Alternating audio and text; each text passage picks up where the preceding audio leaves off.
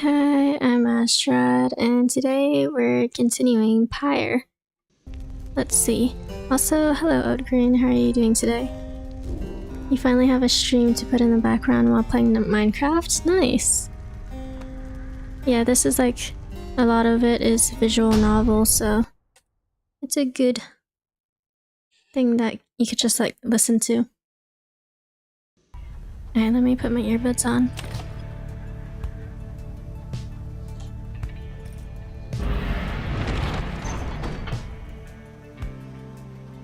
Okay, let's see. Sulphur, Maine. That's next place, hold on. Okay, earbuds on. A precarious path leading towards the woods. The lone minstrel cautions that the one path down the cliffs is rather treacherous.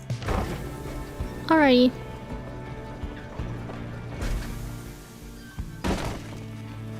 The wagon has hit a snag, descending the black crags. Its wheels are stuck. Jody's not pleased. First that blasted little bird, now this. Though you lack Jody's raw strength, you join in as she attempts to dislodge the wagon. At last, with a roar and heave, she forces the wagon back onto solid ground. May the sandalwood be worth all this hassle. Thank you, Jody, but wait, I'm guessing sandalwood doesn't like to be kept waiting. He's very patient, on the contrary. Not I, let us move on. Soon the wagon is prepared to press onwards down the jagged slopes towards Wakingwood. Your companions who explored ahead advised on which of the forked paths is best.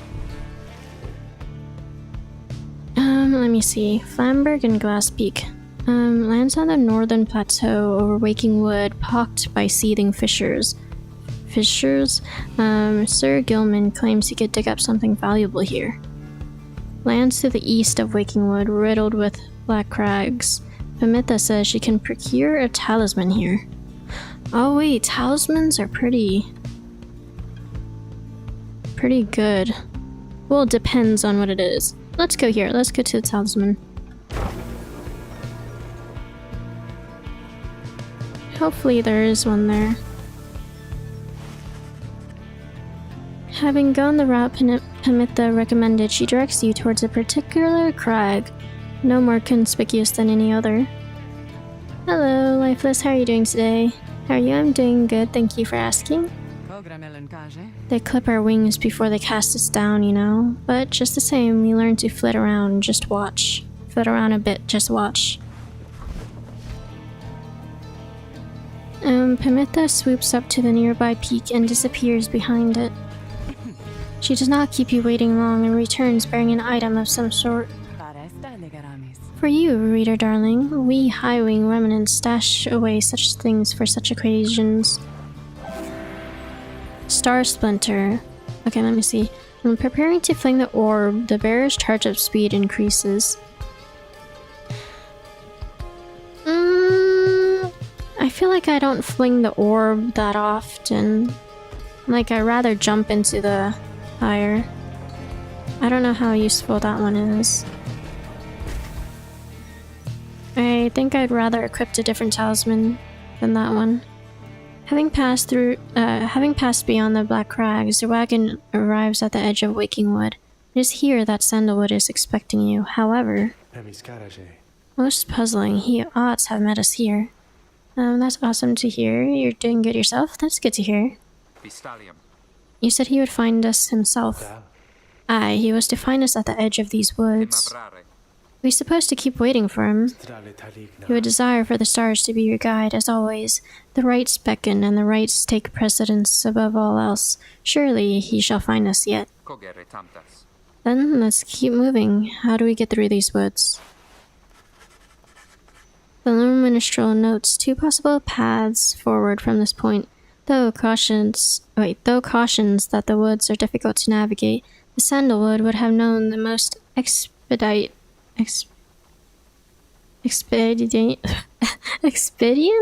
path? I'm not sure. Expedient? I haven't seen that before. Needlefield, a small clearing east of the Glade of Lugh, says his client Sandalwood studies the rites here. Or Greymoor contains the grandest trees in all of Wikingwood. Says Sandalwood once resided here.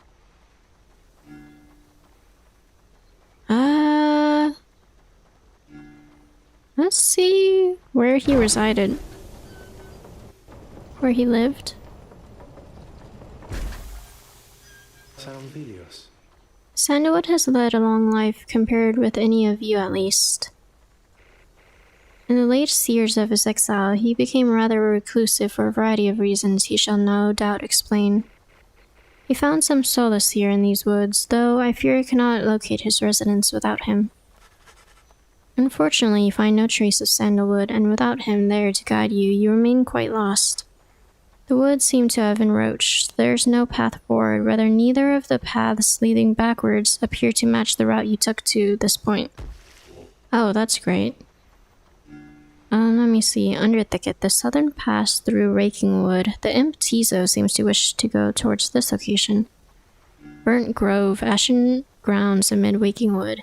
Kay seems drawn to this location for some reason. Let's go with Tizo.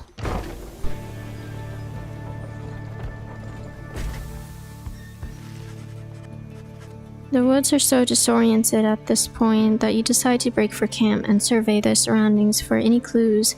Perhaps later there shall be time to pursue your vocations. Okay. Investigate. Wait, does anyone want to talk here? Or are we able to do a trial? You have returned, have you? What is it that you require? Yeah, we could do a scribe trial. You need but ask, my reader, and you need but indicate who's to be my student. Okay, who? Okay, it's only Jody. Yep. Oh wait, equipping? Oh, right. Let's do it. Let me see.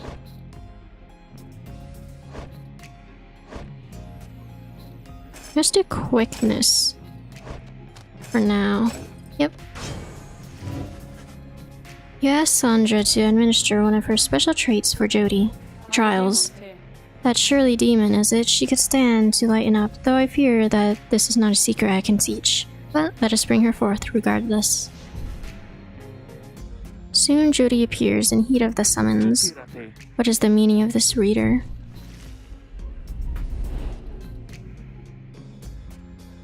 Demons such as Jody are slow to move in the rites, but have huge auras and inflict heavy pyre damage. Okay.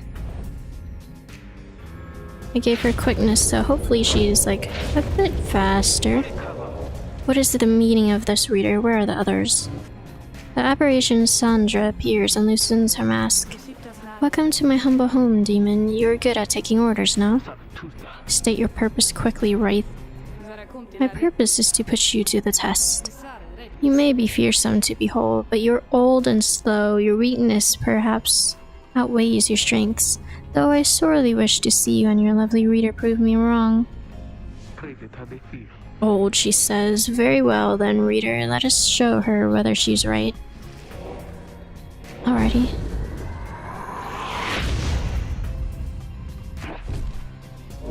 Pick it up.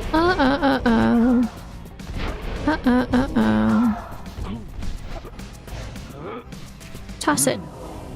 Nice. Okay, we can toss.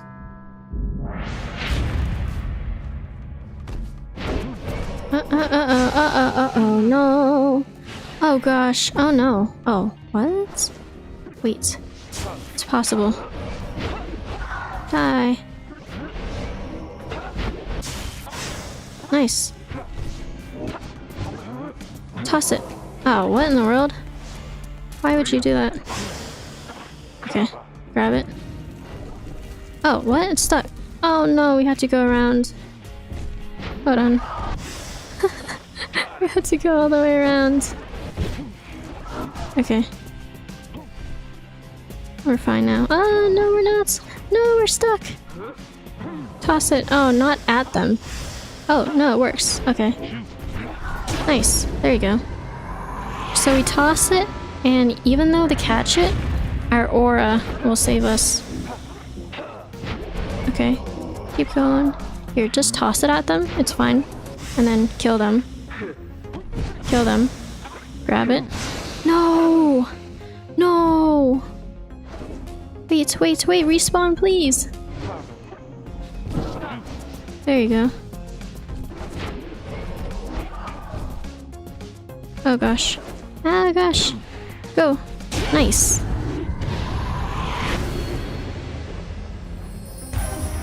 Jody. Alrighty. The jump is pretty helpful. Are you satisfied now, Wraith? No, I'm never satisfied, Demon. However, your performance was sufficient and you passed my test. Thus, congratulations are in order to you and to your lovely reader. Now farewell.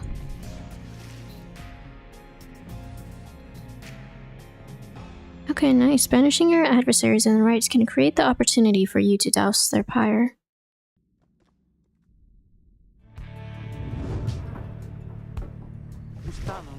Now, it's a strange experience.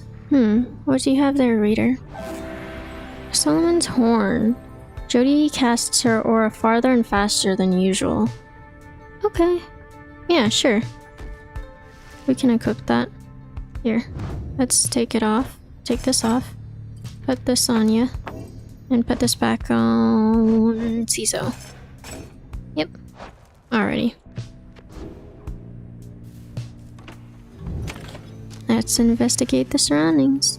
You find nothing of interest while sifting through the tall brush of the underthicket, but then... What is it, Tiso?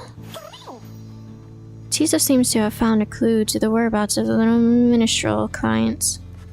The little imp brings you to a strip of bark. It does not seem unusual at first until you notice a message carved onto the inside.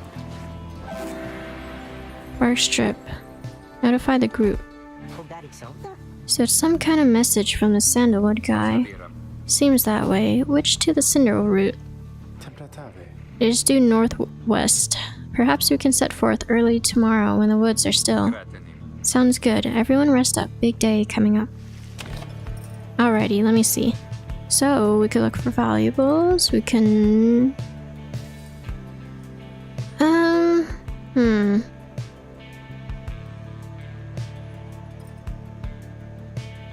Let me think. Let me see. We can mentor a companion more. Let's do this. Yeah. Okay, first let me see. Who did I wanna... Was it Tiso? Let me see. No, not implode. Automatically cast his implode if he does not possess the orb. If banished. Okay. When saluting his adversaries, Tiso turns into a fast-moving howler back. That seems cool. But what's it look like? I want to see how fast and like... Well, let me see. Hold on. Flings the orb faster and farther. So to adversaries automatically leaps towards the orb if no one has it. Sprinting slows. Power jump. What's this one? Farther.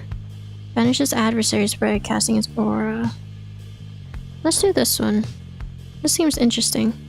Yes. Teas are more than pleased to hear you tell him of the rites. You sit down with Tiso to go over some of the subtler aspects of the rites, such as the state of the banishment and how to return from it. You sense he is beginning to understand. Okay, let's do this one. Tiso gives thanks to Hob the Swallow for watching over and protecting him. Yes, this. Tiso is letting what you said of banishment sink in. Alrighty, let's go back then and continue. I do want to test it out though. Hold on. Let me do trial real quick. Yes, let me practice right real quick because I do want to try the howler. What's it look like? How fast is it?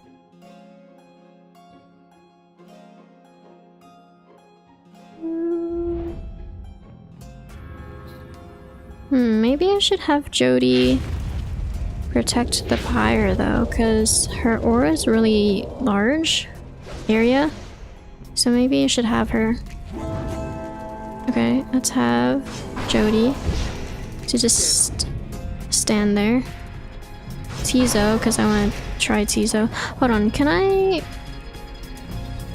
Okay, whatever. And then K.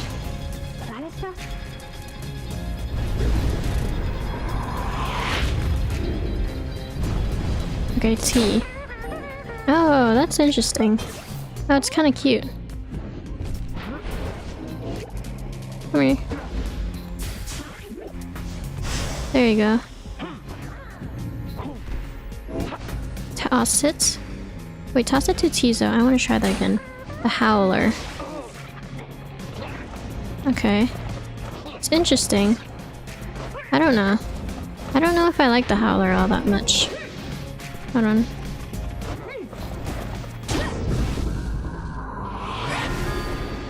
Oh well. We have it now, so... Oh no! Okay, grab it. How do we fly again? Wait. Fling it over there. First, flutters W. Ah, there you go. Nice, okay. Yeah, I like Tizo's normal form. Get distracted by killing Jody. It's worth the sacrifice. Uh-oh. Uh-oh, uh-oh, uh-oh, no, we're both dead. Okay, that's great. No, they're making it. Okay, that's not good. Not good at all. Here, do this and switch. Go over here, fly, easy peasy. Okay, we just need 2 more. Toss it. Oh, I'm stuck. Oh gosh, no, wait! No, no, no. Wait, take it. Don't die. Go over here. Jump. Oh, or don't jump. It's fine. Hold on, toss it. No, that's so close! There you go. Okay, one more. One more. Toss it. Go over here. Oh no! Oh gosh! Oh no. Okay. Lost that one. Come on, we just need 1 more. Die. Oh, you died too. Hold on. There you go. Easy peasy. Even Jody can, do it. There you go. Ouch. There you go. Okay, nice. Okay, so I don't really like the Howler thing that Tizo transforms into that much. So that was kind of a bit of a waste of a mentor. But that's fine. Oh well. Oh well, oh well.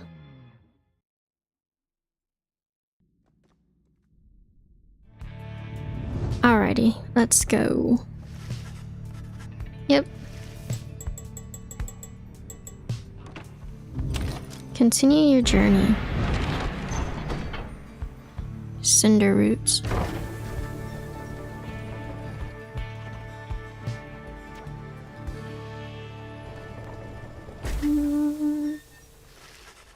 You arrive on the outskirts of Cinderroot, but once again the informant, Sandalwood, is nowhere to be found. Cinderroot is a hushed clearing south of the Glade of Lu. You sense the hopes of your companions waning as your search through the area yields nothing. You can find an item later that lets you respec. Don't worry. Oh, like reset? Reset everything? Oh, okay. Hello, Bitrate. How are you doing today? Then something stirs the little imp Tizo. Tizo seems to be crying out in surprise. He has spotted something, or someone. A tall figure strides forward from his trees, making a sound like laughter. The imp charges towards him and leaps right into the figure's arms. They embrace. Wooden man. Hail, Tizo, but you looked famished. Here. The tall sap, a tree-like creature known for their ingenuity, cleverness, and ambition. Produces something that the imp swallows immediately and with great pleasure. The little minstrel nods his head in affirmation. Everyone, I wish to introduce you to my client. Wolfred Sandalwood. He is the lone minstrel's client, Headwind's informant, and the leader of the Nightwings. It has been too long, Wolfred, sir. Too long indeed, Tariq. I trust your new companions bring some color to your days?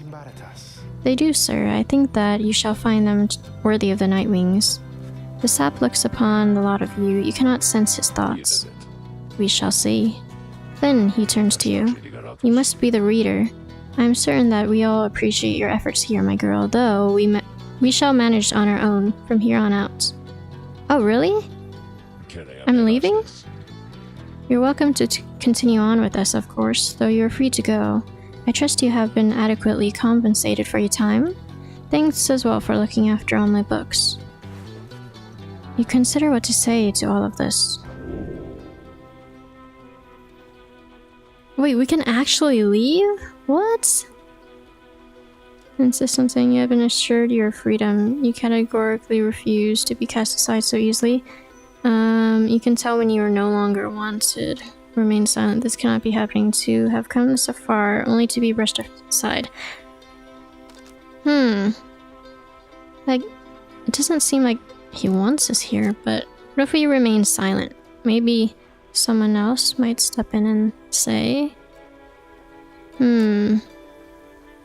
Like, do they want me here or no? Let me see. You stare back at Wolfred, attempting to glean a deeper insight into what drives him, though remain unable to sense anything further. Still, you refuse to budge at his behest. Hold on. Wolfred, sir, I'm Headwind. My companions and I are the ones who answered your call. We followed the signs you left for us. Now we're here, thanks to you and also to this reader. Not just a reader, she is our friend, my friend. She's not disposable. We made her a promise and our freedoms are now intertwined. Wolfred smirks at this. Freedom's not something to be traded or exchanged, my boy. I'd hoped that you had come to grasp this much by now. He breathes a sigh. It seems we started off on the wrong foot. It's not my wish to sour the occasion, for there's much to do. You have a right you need to get to, do you not? I'll come along, though shall not interfere, for it seems you have a kinship with this reader of yours. Now then, Tariq. Aye, Wolfred, sir. Come, let's have a chat. Of course, sir. Wolfred strides towards the black wagon, which must have belonged to him. He sensed many conflicting emotions among your companions. Okay, he joins us. He knows much of the rites. Hello, Speed King. How are you doing today?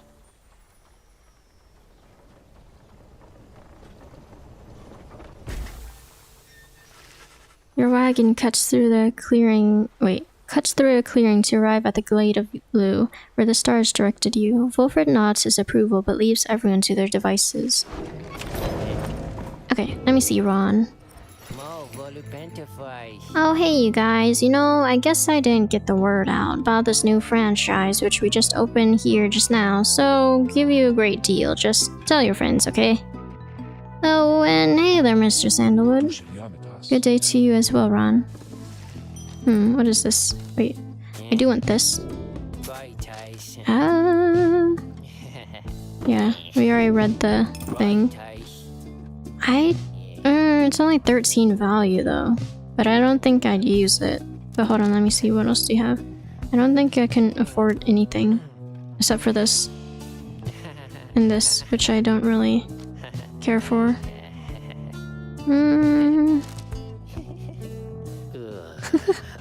Hold on, any adversaries banished by the bear? Yeah, okay. I don't really have a need for that. Much better, you're really good, good. Oh, okay, nice. Good to hear. They're leaving, Dad. Just look at how much we got this time. Alright, let's, oh, hello. First, let me upgrade. let me see. Yeah, let's upgrade this actually. Higher chance. Oh. Emperor Murs. Scarcely could I recognize him when at last I found him. Half-starved animal, horns sprouted from his head, a bestial mirror of his blackened reputation, and I, a man who conquered countries, feared my emperor then in such a way as I have never known. My charge had been to slay this man, but when I discovered him, he was already fighting for his life. The little imp proved of little help against the Sisters of the Arch, whose entire lives were accumulating in this instant. I was unable to watch. My heart ached with such pity for the man, and for love I had felt for him when I had served him, that I sprang to his defense. Alrighty. Now, how about you? As you approach Volfred Sandalwood, hello, welcome back, Oat Green. 5,000 gold. Hold on. I'll do Battle Royale. So it's fair. Okay, as you approach Volfred Sandalwood, you feel very much aware that you reside within his black wagon, rather he in yours. He studies you in silence for a time, then... Tariq, if you have a moment... Aye, Volfred, sir, what is it? This reader, you deem her worthy by your estimation? The lone minstrel tilts his hat in your direction. If you wish my own estimation of Volfred, sir, then I do. Of course, it is not entirely for me to say, but I have seen this reader integrating with the others as well. I believe that her achievements are self-evident in having reached Black Bison. Your instructions were deliberately difficult to follow, yet she and the others followed them. Indeed, your words make sense as ever, Tariq. And what does little Tizo think of her? I wonder. I like Tizo. Anyways, Tizo indicates that as a matter of fact, he is happy to have you around. There you have it, sir. I see. He continues to examine you. High praise isn't oft spoken by those two, my girl. Nonetheless, I shall be watching you. Now pardon us, Tariq and I have matters to discuss. Okay. They leave without another word, although you think you notice the lone minstrel look your way over his shoulder. Okay. Let's go then. Commence to the right. Wait, what happened? Who won? Oh, I won. Oops. Okay, let me do another.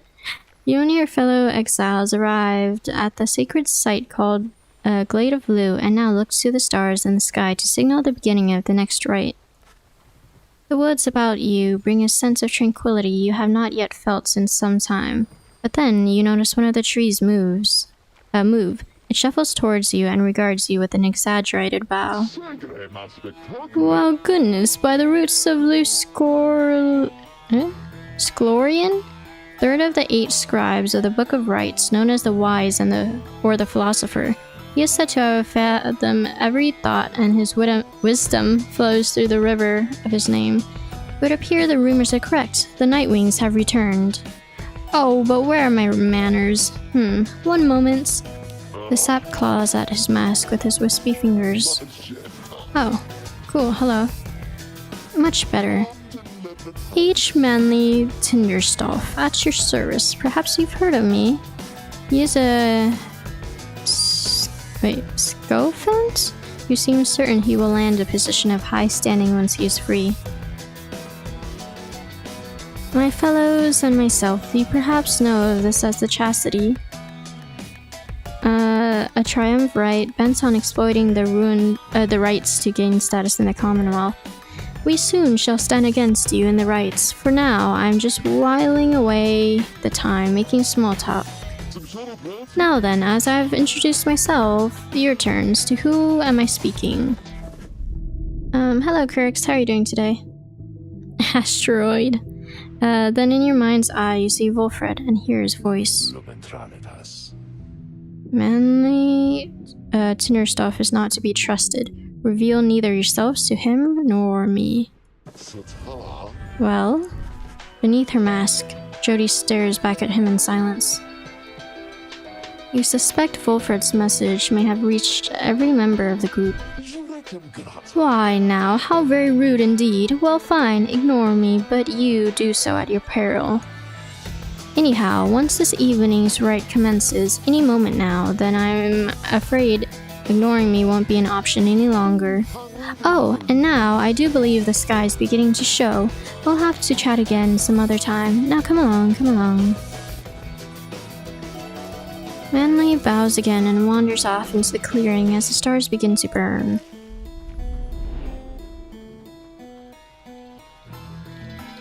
Oh nice, Outgrain won Battle Royale this time. I'll do another one.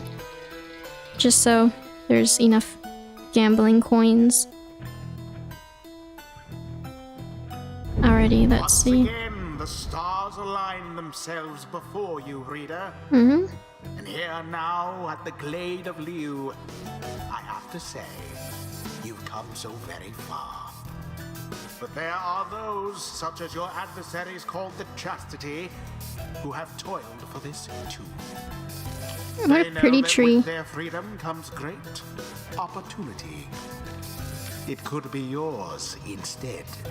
Please show the Chastity that the Nightwings are superior. If you win again, you're putting all on slots. I wonder, oh honored Nightwings, how well you know these woods. Why, these woods would strangle you, and I'm afraid I could do little to stop them, even if I tried. You might do better to beware of them. Then, wait, when Jody continues to ignore him, he grows upset. Why, you insolent... Fine. Let us begin the dance indeed. He shoves his mask back on in a huff. And allow me to thank you in advance for helping me return to my proper station in the Commonwealth. Let's see about that. Let's first do Tizo. Yep. Tizo. K. K. Hold on.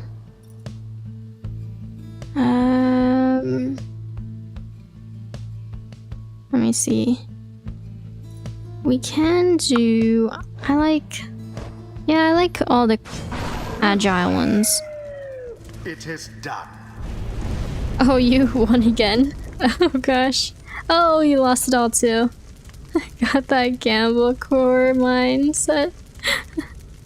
Here, let's do another. Anyways, let's shut this guy up already. Are you really... Wait, are you quite ready finally, oh Nightwings? May all those masks of yours ensure no harm should come to any of your lovely countenances. Countenances? Now come along, let's give the stars a show. Alrighty. Let's go. Where's my mouse? What is that? May I present to you Humboldt Manley Jr. Why, he is every bit my equal and is poised to guarantee the Tinderstoff line shall have a bright, bright future. He goes on and on about his sapling for a while. Tizo's no longer interested in listening to Manley prattle on. I thought it was gonna say Tizo wasn't gonna join anymore. Oh yes, sure, I think I would like that because that Manley, I don't think he's as nice as he seems. Now, isn't he just the most precious thing you've ever seen, The sapling is nothing but an extension of Manley. If he is banished, the sapling should cease to trouble you as well. So I have to get rid of Manley before Manley and his offspring hold no small degree of influence within the Commonwealth. Go. There are many who would welcome his Okay, return easy peasy. Okay. Oh, what is this? It seems the woods themselves are closing in upon our little soiree. Soiree? Oh, do be careful now. These grasping roots and vines, they may not hold you in such high esteem as I. Oh, okay. Oh gosh. Where's my mouse? Go. Toss it. Oh, not at them. No, wait. No, wait. Get Get him! Nice, okay. Dangerously close. Why were they not putting it into the pyre? Douse the flame. It's good that, he was hesitating, I guess. Oh dear, the woods are closing in. Uncomfortably close at that. Whatever shall I do? Perhaps if you just stand aside a while, we can put an end to this that much the sooner. Here, I'll just do another battle royale. Anyways, let's see. Oh gosh, that's a lot of more roots. Okay, just... it's fine. Go this way. Easy peasy. To the scribes. The only right I think was super hard was the one with Sir Gilman. Cause they were so fast, it was like crazy. Anyways, say, have any of you noticed how it's feeling rather crowded out here? Almost as if the 100 Minds himself resents you being here. Yes, I rather think that's it. What is this? Third of the... oh, okay. So, cease with all your scurrying around about with that damned orb and let me handle this.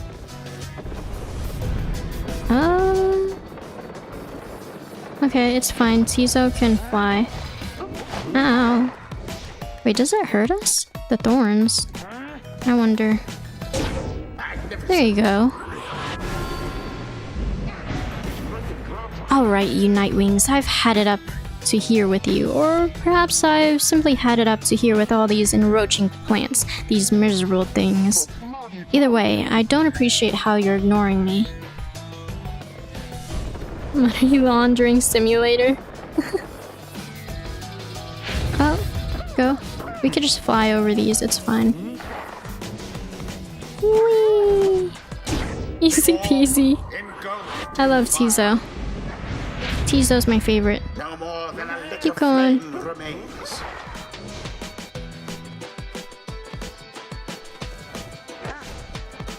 Let me see. Is Tizo alive yet? No. Oh gosh. No! Where's Tizo? Wait. No! Oh, Tizo's gone because I sacrificed him before. Okay.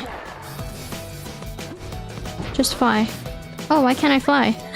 Why is my W? I pressed E, that's why. Oh, what? Hold on. Die. Oh, what? Wait, why are you just holding it? There you go. Oh gosh. Die. Let me grab that. We can fly. It's fine. Just fly. There you go. Bit rate one again. Oops. Okay. Let's see. I might add. Nice. Okay. The ceremony is complete. Tiso's fired up at having prevailed against Manly and the chastity. I knew we could prevail, though Mr. Tinderstoff there, I think he's really upset now. Yeah, that's how we do it, people. Well, my. Oh, worry not so, Nightwings. I'm not angry with you, honestly. But I'm very disappointed. I thought perhaps that we had something going here between us? Really? What? You scratched my back, I scratched yours and all. No, we didn't even introduce each other to you. Instead, however, you decide to spit in my face. Fine. We'll have to see where all your rudeness gets you. Now, ta-ta. Okay. Always is there greater knowledge to be gained. Okay. Let me see. We can upgrade one of them, I think. Yeah. Okay. Wait, why doesn't Pimetta have a thingamabob? Until the next. That was well done, my girl. I'm beginning to see why your companions vouched for you. Don't let it go to your head, of course.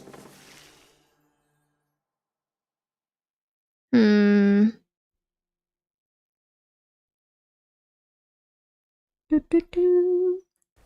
Do-do-do. After overcoming the chastity with great prowess, you return to your wagon to consider your next move. An adequate performance back there. Adequate? Yes, adequate for the next part of our plan. Go have your reader there, consult the stars, see where they take you next. I'll give you a hint. It's further north, it's going to be high up. To this night here you say, high up? And it's going to be cold. We'll see. Come on, my friend, let's have a look outside then. That plan Wolfred mentioned, I just want you to know, he doesn't... Wait, I don't know what he means. We're here because we're going to be free again. We won't be living out our days as exiles. That's the only plan as far as I'm concerned. But there's always a catch, right? We'll see what Wolfred has to say. Okay. Anyway, I'll leave it to you. I'll leave you to it. No matter what, we're getting closer thanks to you. Yo, hi, hello, Jihu. I mean, hello, Naz. Okay, let me see. Let's go up here.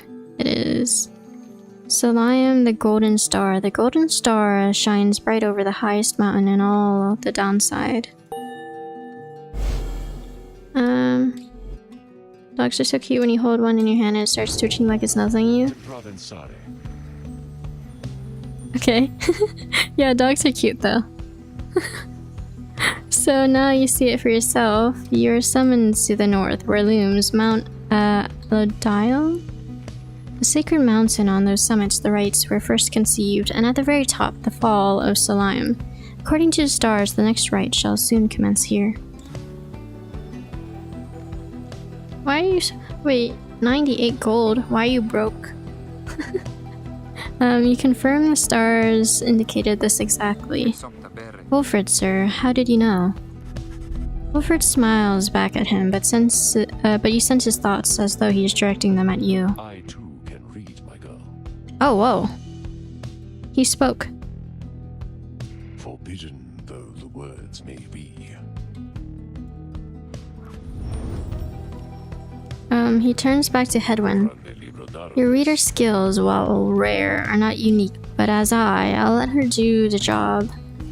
But as I said, I'll let her do the job. I see that you have something special going here which benefits the plan. What plan? I thought this was about our freedom. Oh, fear not, my boy, it is indeed. Plenty of time to tell you all about it on the way. For now, however, you look like you can use some rest, and for the matter, so can I, if you'll excuse me. You sense your companions are exhausted from the recent travels, given the road ahead, and you agree it would be best to take the night to recover as much as possible. Oh nice! You won! You're not broke anymore. Oops, hold on. Okay, let's continue the journey.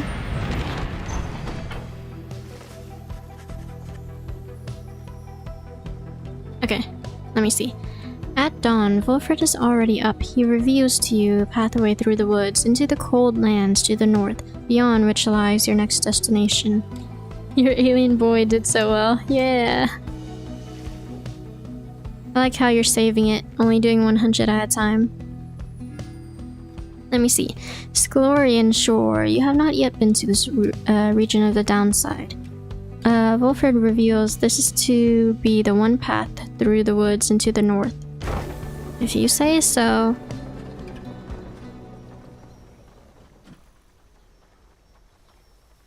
Whoa, that's pretty.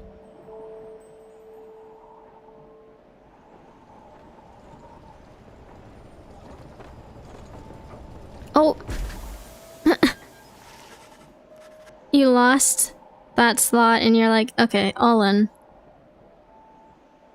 Anyways, you get clear of the woods at last and arrive in lands grown cold in the shadow of the Mount Elodial.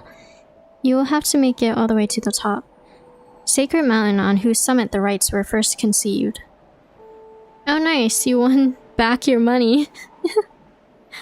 I don't know if you got double it or you just got back your money. Anyways, In a recent respite, Wilfred calls everyone together to discuss matters pertaining to the rites and the plan to which he alluded. You banded together with a common faith that freedom from the downside is not impossible, am I correct? But let me ask you something. What does freedom even mean to you? That's right though, because Hedwin didn't really know what he wanted to do back at the Commonwealth. Like, it didn't seem like he was really keen on the place. Let me see.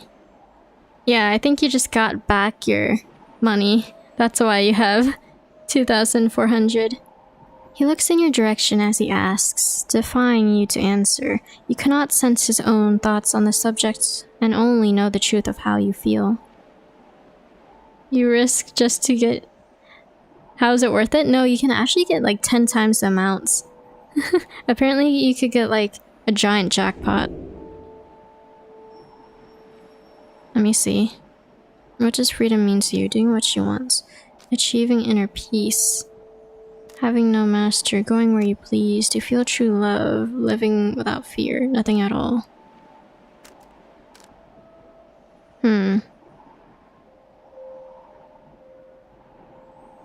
Doing what you want? Yeah.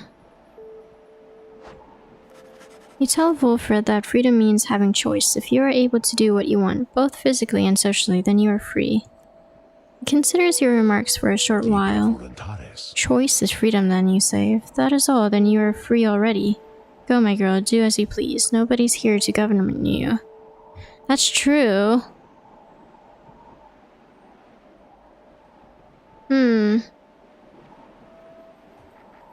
I trust, however, that this is not the freedom that you have in mind. Perhaps you simply wish to return home and to be left alone. He then turns his attention to the whole group. Now, let me tell you all what freedom means to me. Freedom means to live life without fear. That was the other one I was considering. I wonder what he would have said if I did say that one too. To be able to indulge one's curiosities and passions, at least the ones that cause no harm to others, without the constant threat of judgment and reprisal. Freedom means not being made a criminal for what you know, or whom you love, or what you choose to think or not think. He looks out towards the distant mountains. That one was the other option I was considering. Maybe I should have done that one. Oh man. Okay. Within the next few days, your times in exile could come to an end. You could see the Commonwealth once more, and you would have been exalted there, given the highest honor, the opposite of how you got here. But you would not be truly free, I think. At the least, you would become complicit to an ancient system that would deign to cast down others such as you. It is a system whose well-intentioned founding principles have long been lost. And the 8 scribes, if they're out there still, have made quite clear they shall not interfere firsthand. That is where you come in. What can you do with your coins? Customize. Wait, someone just got mad at someone for playing something from their phone? You're scared that your headphones were connected and that everyone was— oh, uh-oh. That's awkward. I'm glad it wasn't your phone. He turns to you and everyone again, looking to each of you. Long have I wished for to gather such a group, that together you might see that the seeking freedom only for yourselves is too modest of a goal. You share a higher calling now. The plan then is this. We free each other from the downside through the rites. Then we meet up on the other side. We organize.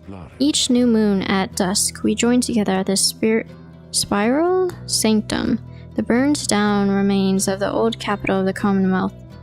We need as many of us there as possible. My agents on the other side shall explain the rest. You're plotting a revolt. Just so, I am asking a lot. You do have other options. Deceit, however, is not one of them. The reader and myself. You know by now that we can see through it. But you need not to be a part of this, nor is it in my interest to coerce you. You may go your own way if you wish. live out your remaining days here like so many others. So, if anyone among you prefers that, if you cannot see yourself continuing to strive together in the Commonwealth, as you are doing here, then speak now. Wilfred pauses for time, examining each member of the group. No one stirs. Very good. Some of you consider yourselves friends, some others not, but all of you are bound together through the rites and are integral to our plan. Remember that. You seek true freedom? You will not find it waiting for you in the Commonwealth, but together you can bring it about, both for yourselves and others. That is my promise. Then he lets out a long breath. That's it. I ask you all to think on this, and let's reconvene along our journey to the summit. You can never play this game, you'd skip through all the yapping. Visual novels. Wilfred turns towards the mountains, leaving you to consider what he said and the plot wagon's northwards path. Let me see. Merpass. Pathway leading north to the sacred mountain. Okay.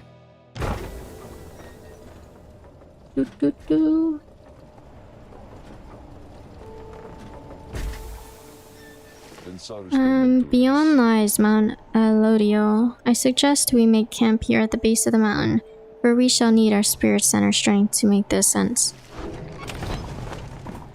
Discuss the plan or talk. Who's here? There you are, my girl. There is something which I wanted to discuss with you in private. Wilfred stares at you rather intently, as if reaching out to you, and then... You do know what it means to be a reader? Those such as we are not limited to reading pages from a book. Though your ability in this sense is nascent still, mere flashes uncontrollable. I see, as well now, they haven't told you yet you're friends, and that explains a lot. They haven't told you readers such as you cannot go free. I had wondered why you would insist on pressing forward with this group in light of this. The answer then was plain. You simply did not know or fully realize. They did not deceive you, by the way. There is no reason they would know themselves other than Tariq, who shall not influence your thinking in such matters. Rather, I had expected that, when we first met, that you already knew the truth of this from having read the passage in the Book of Rites, which states it plain.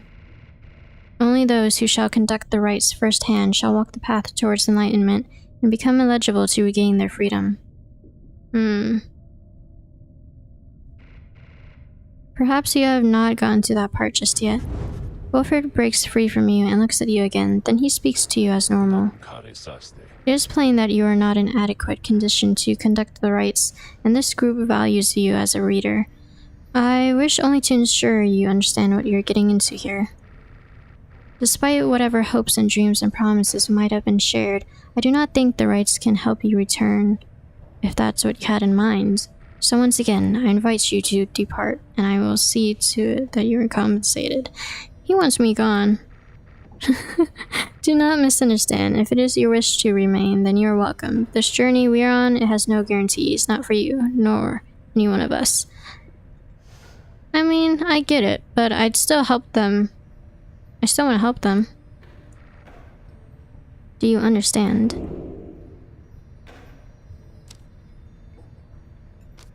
There's more at stake here than your freedom alone, and besides, perhaps there is a way. I've learned in life to keep your... Yeah, I don't care. The warning is of little consequence to you. You have always known those keen to warn against one course of action or another. None of it has swayed you, and as ever you shall forge your path.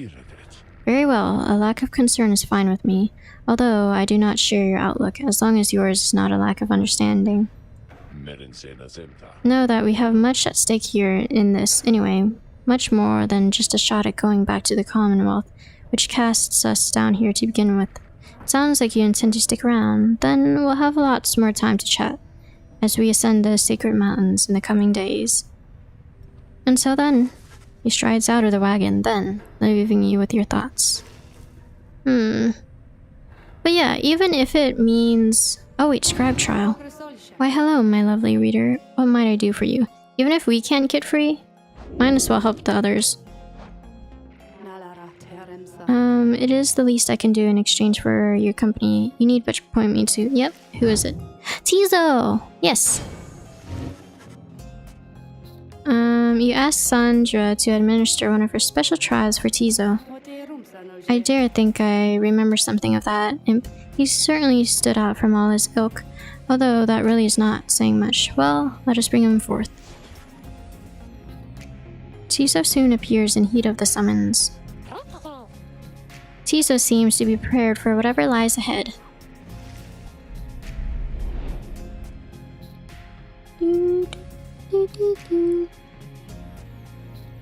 Tizo. Tizo, my favorite. Alrighty. The apparition Sandra appears and unfastens her mask. Listen well, imp. You answer to me here. Tizo indicates his understanding and is prepared to begin Sandra's trial. You know the formalities, of course.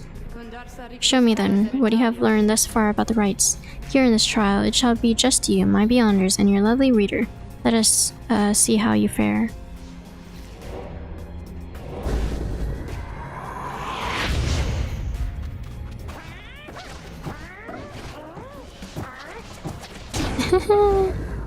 There you go.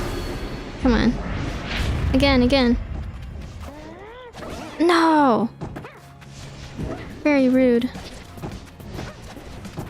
Oh, what? I'm pressing W. Why is it not flying? Tizo. Die. There you go. I was pressing W. Again. Woo! Fly! I feel like this is like unfair for them. The trial should like have flying oh no, opponents too, no? Ah no! No! I jinxed it. Oh gosh. Oh no! I must not jinx it like that again. No! After I said that, now they're just gonna beat me. Oh gosh. No!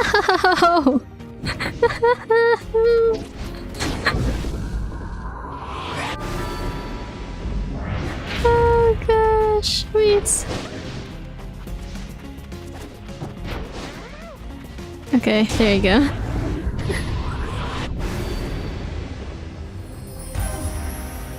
Wait, is that Hornet Silk Song? No, it's Tizo with a little mask. Let me see. Tizo excited to have completed Sandra's challenge and awaits her approval. A worthwhile effort, imp. Your performance was sufficient, and you passed my test. Your predecessor may well have approved. Thus, I'm like stumbling over my words. Thus, congratulations are in order to you and to your lovely reader. Now farewell. You can't tell me that's Hornet? That's a mask. Mask. Is Hornet? Like, does Hornet have a mask? Or is that actually how their face is shaped? Because this is Tizo. This is how he actually looks. Little Tizo! Anyways, let me see. Tizo's happy to be back and wonders what it is that Sandra granted you. You take a closer look at the new artifact in your possession. Hobwing. Letters and zip abilities cost less stamina than usual. I still like the speed. I still like speed better. But yeah, let me see. This one. Quickness. I like that better. Alrighty, let's go. Earlier, Wilfred called for a group meeting, presumably to reveal his plans in more detail. Instead, he reveals some bad news. Huh? Wait, what are you saying? What I'm saying, my boy, is that while you can indeed get yourself out of here, it can't be all of you at once. We earn our way back one by one, or not at all. But I swore that we'd go free, together. We may go free together yet, but it's going to take time, and this is the only first phase. You, Hedwyn, and the others exchanged glances. Let me make this plainer for you still. Here is how the coming days are going to unfold. First, we're going to ascend Mount Elodial, there to the north. You may not think this wagon's fit for it, though rest assured it's made the journey many times. Next, we'll pass through Scribe's Gate. Only the worthy pass through there, as your reader could attest, if she did not merely skim that chapter of the book. Scribes themselves keep watch over Scribe's Gate. Afterwards, we'll reach the Fall of Solium and meet our adversaries in the rites. There are to be the Tempers, led by the demon Ignarius. You'll know him when you see him. Let me see. A mighty triumvirate that have been the closest rival of the Nightwings. He is the notorious demon leader of one of the most feared triumvirates in the rites. Both you and they shall choose someone from your respective ranks. Then, once one of the triumvirates prevails, their somebody will be whisked away to the Commonwealth. Whisked home to the Commonwealth. Whisked home to the Commonwealth. Precisely. Once returned, our somebody is taken in and clothed and fully pardoned. The Commonwealth knows about all this. The same Commonwealth that says sentence into exiles forever, and freedom from the downside is impossible. Many of these details of the scribes themselves wished to be kept secret. Former exiles and the leaders of the Commonwealth alike have good incentive to protect these secrets as well. So then, what is it? We climb the mountain, someone goes back, and everyone else stays? For most of these partaking in the rites, yes, that's it. But I like your connotation, and indeed for us that isn't it at all. If one of us returns, it shall be just a step along our path. However, let's let that sit for now. Gather your strength, we'll talk again on our way up. Wilfred leaves, the rest of you consider what he said. You have time now for your vocations. At dawn, you shall begin your ascent of Mount Elodial.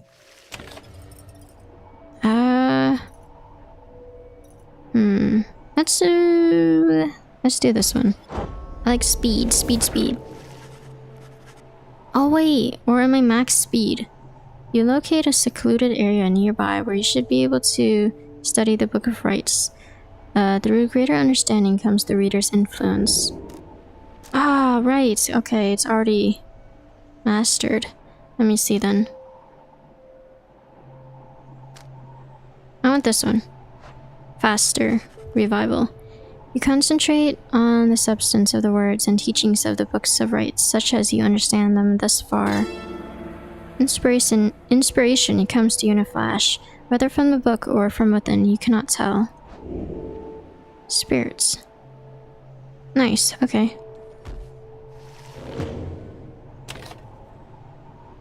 Anything? Anyone in here to talk? Nope. Alright, let's go back then. Continue your journey. Mount Elodial.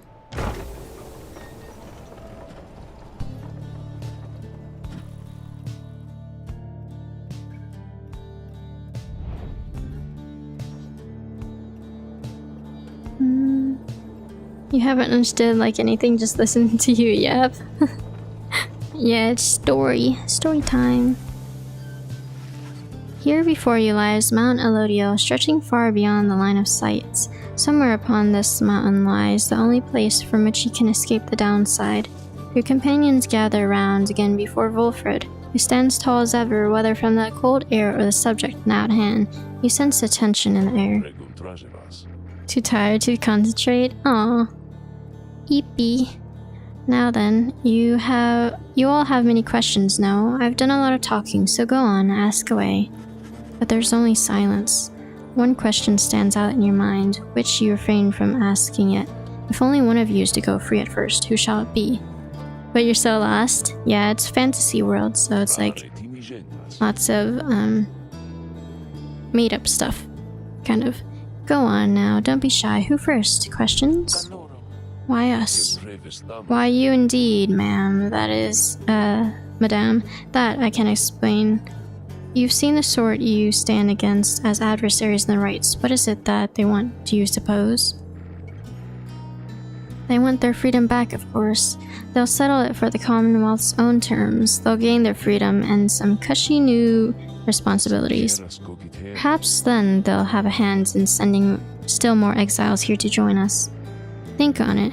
The Commonwealth rose from the ashes of the fallen empire thanks to the efforts of the first exiles who escaped this place via the rites.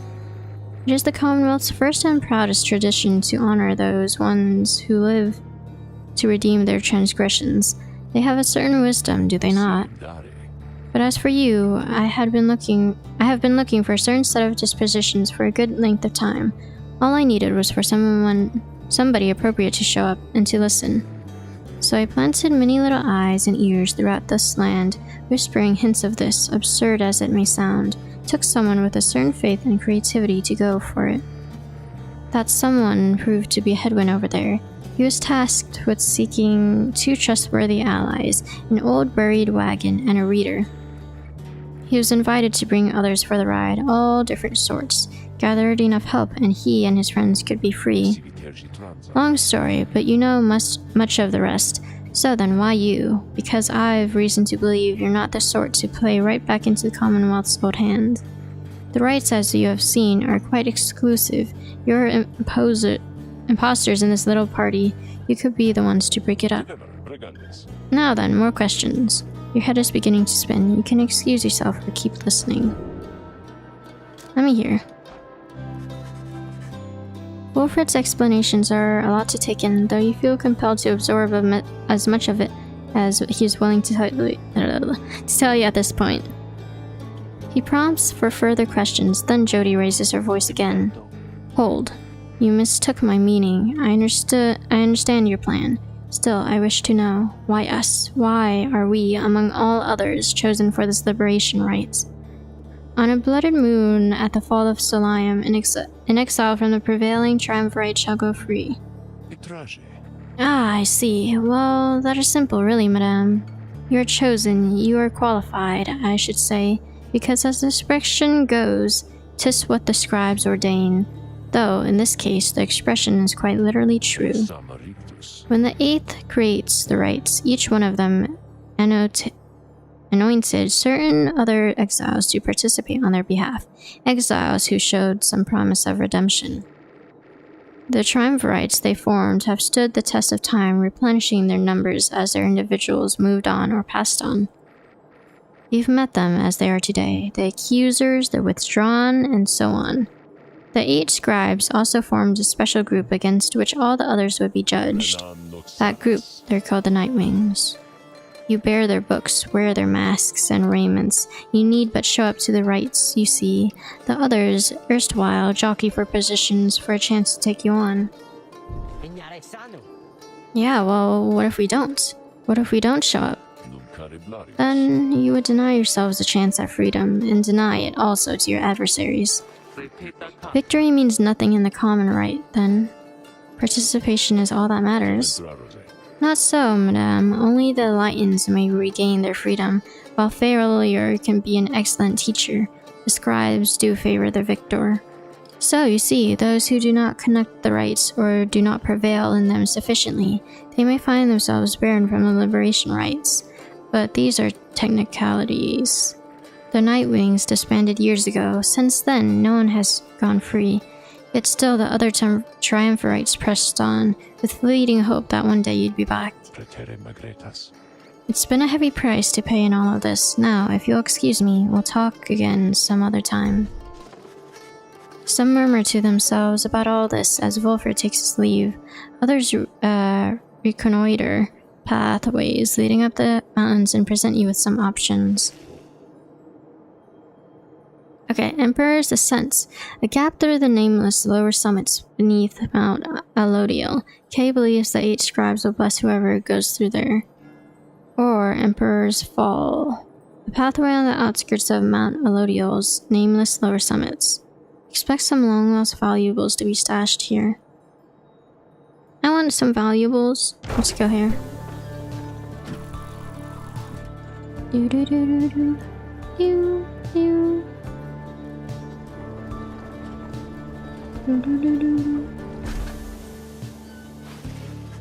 You joined Pamitha on her brief expedition to find anything of value dropped by those who tried to scale the mountain but did not succeed. Oh, come on! Wait, I shall be joining you.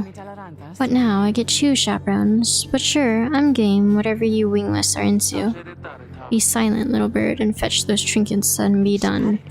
My, so full of bitterness. You really ought to make the most of these last precious moments that we share. And you ought not to mince your words. Oh, please, we know you're going to be the first one out of here, so why not quit your constant frowning for a change? I, the first one out of here? Of course, it's plain the others pity you. You've been here longer than the rest of us by far. Besides, maybe that Wolfred, though he seems plenty happy here, making his speeches. How dare you? How dare you presume? Nothing is decided as of yet. Oh, no doubt, no doubt. Though, if by some coincidence you do end up selected for the honor, I just want you to know something. I truly, from the bottom of my heart, do hope we shall prevail on your behalf.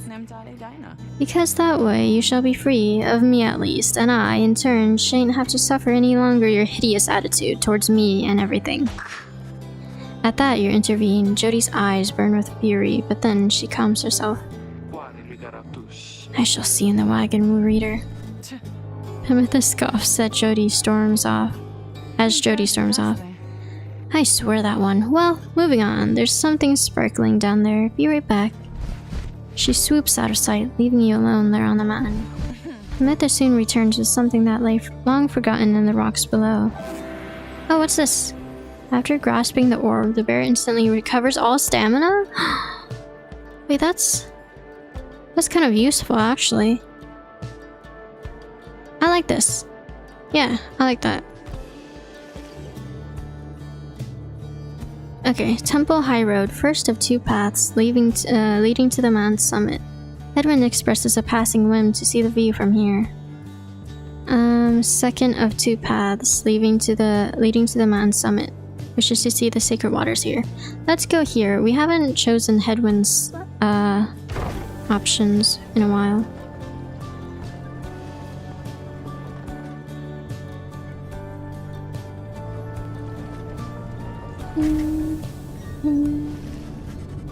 You and Hedwin walk in silence for some time as he conducts a customary survey of the area. Well, my friend, no sign of howlers, as Jodie would say, no sign of anything at all. You sense something is troubling him. Oh, that... it's just... I've been giving lots of thought to everything that Wolfred's told us. In another couple of days, one of us may be gone all of a sudden. Or, I don't mean to put it that way. One of us could go free. We earn our way back, one by one, he says. I want you to know something. The others and I, we've talked it over, and when the time comes, we will want you to decide. Decide who gets to go, if anyone. This might all be part of Wolfred's plan, but we got here thanks to you. And even though I'm worried right now about us splitting apart, I guess if Wolfred has his way, all of us will meet up on the other side. And won't that be a day? Worst case, we keep failing in the rites and be stuck down here together just like this. The two of you walk on in silence for a time. When at last you return to the wagon, Hedwin turns to you again. Thanks for the company. I think I'm better now. Who would I choose?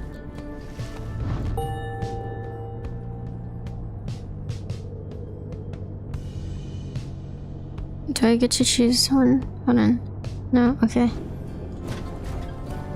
I'm thinking. Maybe? Let me think more. You rocks. Hello, it says the usernames. It says, Johninator? But it's iconic Kia, right? Hello, how are you doing today? You and your companions gather at Scribe's Gate, where the single narrow trail to the summit narrows even more and falls under an archway carved of stone. Come along now, everyone, and be prepared to speak your mind when you are called. Frankly, most of you still lack enlightenment, but we may pass together much how we act as with a single heart and mind during the rites. Well then, lead onward, Tariq. Please, follow me. Removing his hat, the lone minstrel approaches the gate. You and all the others follow. When the last of your companions near the arch, you notice someone standing high above, who then appears before you. Oh, hello. She eyes the lone minstrel first. Is that you, Tariq, the gate guardian? It is. Greetings, Celeste. She watches over Scribe's gate and seems to be connected to the lone minstrel and the rites. And how was your rest? Too long, Celeste. It seems your work has piled up in the meantime. You bring this mini to the gates. Aye. Then, let us make this quick. She gestures towards the rest of you. Now, each of you, in turn, state who you are and what you seek whilst crossing Scribe's gate. Do as she says, please, without questioning. Your fellow exiles exchange glances, but quickly comply. I'll start. They call me Headwind the Deserter. I've come here seeking freedom for myself and my companions, in my case, so I can return to be with one whom I love. The woman bids him forward. The lone minstrel prompts Rookie to speak up next. I'm regarded by the name Rookie Greensail. I just want to get out of here, I guess, with my chums preferably. Go see Mama back home. Hello Phantom, how are you doing today? I'm Captain Jody. I do not truly know as yet what I'm seeking here. Oh, my name is Kay, and I'm here, I think, because the scribes have called to me. It must be them, because if not, then who? Tiso seeks to live up to the Nightwing's legacy and maybe see the Commonwealth someday. Sir Gilman of the Sea Dominion, at your service. This knight is on a quest to find his honor. He lost it at a certain point. Pamitha Thane, I'm only here because my sister's here. Then, as Wolford steps up, the one called Celeste raises her voice. Yo, I recognize you from the Nightwings of the past. You are not clad in the raiments any longer. I wouldn't know why. I had my chance already. The Nightwings that now stand before you, I travel with them as a pilgrim now. I see. Then state why you are here, as have the others. My name is Wolford Sandalwood. I seek liberty for each of us so that one day we all might stand shoulder to shoulder on the other side and bring our freedom to the people there. She waves him by. Then she turns to you, for there is no one left to go. Let me see. When they learn, you knew the old ways that came for you and you cannot run far. Old farmhand, war orphan.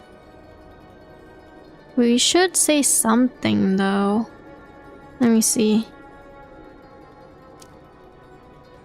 Scholar. And that's why we're able to read? Hold on. You try so much you cannot make out the details. I mean, we don't remember. At least I don't know. Let's do this one, actually. You cannot for the life of you recall a time before arriving at the downside. Details of the Commonwealth are scarce within your mind. Perhaps you wanted to forget the place. The one called Celeste continues to examine you, expecting you to add to your response. Want to help our friends. Yeah. The companions you have met here, who have helped you to survive and to find kinship in the downside, your priority is to ensure that they achieve their goals. That is all you wish for now. The woman regards you for a time, then nods once and waves all of you by. The 8 scribes bid the Nightwings welcome here. Go forth with glory. And Tariq? Aye, Celeste. Be on your way as well. The lone minstrel bows his head and puts his hat back. He does not look back at her.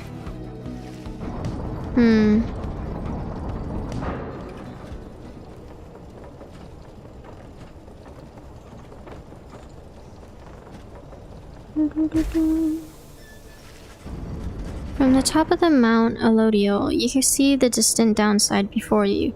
You think on the many thousand leagues you cross to reach this point as the sky grows dim. Let me see. Page revealed.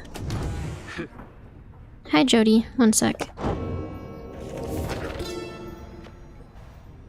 The Imp Hob and I, we helped to save my Emperor, and when the danger did subside, my Emperor Soliam Mur, he said something to me which shook me to the essence of my being.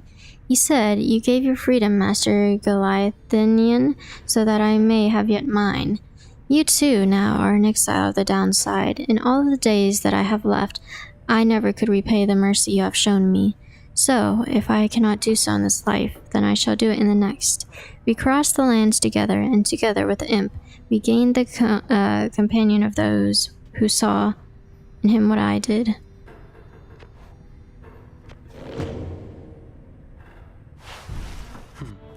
Jody appears to be prepared for whatever is to come this night. Though it is not yet dark, she is already in her remnants. Headwind soon joins her, also looking ready. Any sign of Rookie? None as yet. Complained about a chafing at the collar of his mask. Our freedom might be hinging on that collar then. I'm certain that it is. They share a laugh together.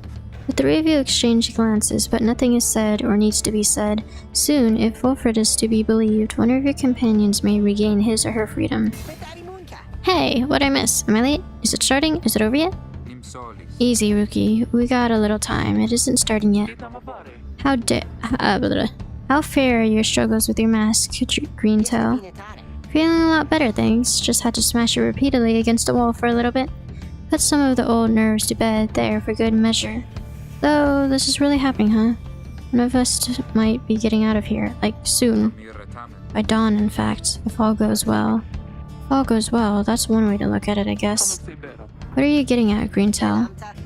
Well, it's just, we might be breaking up the band here, people. If one of us gets out, that's been bugging me a while now.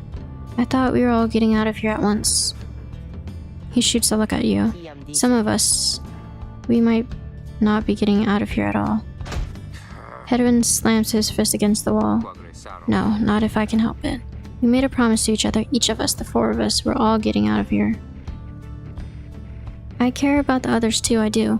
But I believe we've been here from the start. I want you to know my promise to you is to you. And I believe you'll do the same for me. So it's like this, if any one of us gets out, great, but it's just a start. We're going to do whatever it takes there on the other side to make it so the rest of us can get back to. What? You think they're gonna build a bridge down here if we ask nicely or something? I don't know what it's going to take, I just know we have to try. I might choose Jody to be the first. Jody turns to you. Reader, we shall find a way. Let me think.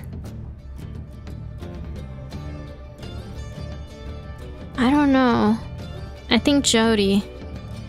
She nods to reassure you, and you reassure herself, and to reassure herself. Rookie nods his head in turn, and Headwind gaze never once falters. Well, my friends, I think it's just about time. Let's go. Alrighty, one by one, they turn towards the door. The fall of Salim awaits, a vital step in your quest for freedom, yet you feel in your heart that it shall only be the first. Let's go. Oh, what's this?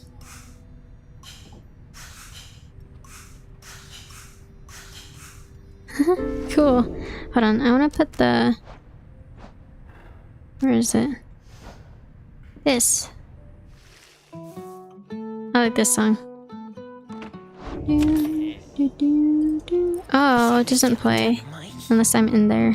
Oh man. Psst. Hey guys. So, just so you're all aware and all, I know how come you're here.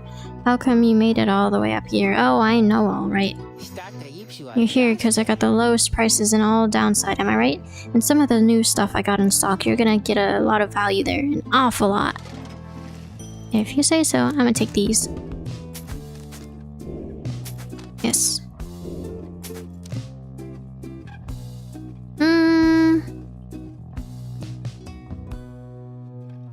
Yeah, I think I want this gun, because I like the speed the best. And let me see. I liked that. Let me see. Unlearn any masteries and choose again. Oh, okay, so this is the item that I could buy to reset the masteries. Actually, it's fine. I think it's fine to have Tizo's thing. Once per right, if the bearer's pyre is extinguished. Let me see. I think I'm fine with what I have. Yeah. Let's go. So, be seeing you guys. Let me see. Let me use the thingamabobs. Quickness, hold on. I want this here. Okay. This faster. How fast can we go? Holy moly! Rank 20. Equipness. Okay. Okay, as fast as him now. Rookie. Alrighty, let's go. Commence. Is everyone prepared, Headwind? Yes, though several of us have another question that's been troubling us. You need but ask. You said that one of us is going to return to the Commonwealth if we defeat the Tempers and the Rights this night. What happens if we fail? A mighty triumvirate that has been the closest rival of the Nightwings. Headwind, my boy, don't you see? The path to freedom and the path to enlightenment are one and the same. Do you intend to stray from the path? No. Then you have nothing to fear. But let me be much more upfront with you. Should you be defeated by the Tempers this night, then one of them shall end up going free instead of one of you. It is as simple as that. What then is to be done? The very same as if we achieve victory. We await our next such opportunities and make the most of it. Tonight, our plan is set in motion. We are united in our cause. We shall look as ever towards the stars for guidance and seize upon our future chances just as they arise. So look up, my boy, and set aside your doubts. It is time to take great strides along the path. Ooh, the music. Hey.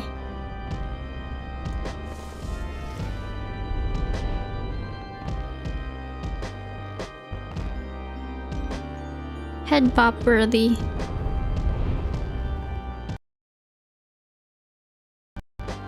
Whoa, what in the world? It glitched. Holy moly. Many years have passed since last the Nightwings gained the summit of the sacred mountain and stood upon the fall of Solium. You are to be commended for your guidance, reader, but only if you can prevail in this liberation rite. Here you stand to gain much more than some enlightenment. Your adversaries are none other than the Tempers. I trust they need no introduction. Alrighty. Soon, one among you shall regain their freedom. What's the game about? The game's like, we're exiles that try to get back to where we were exiled from, called the Commonwealth. We have to do these rites, these thingy-mabobs, to get closer to freedom. And apparently, if we defeat this one right now, one of us can be free. Is like the general idea of the game. The Pyre's burn and each of the triumvirates is present and prepared. I concur, the Pyre's burn and each of the triumvirates is present and prepared. Then anoint one of your Tempers. Come forth now and declare yourselves and pay any respects you have unto your adversaries, the Nightwings.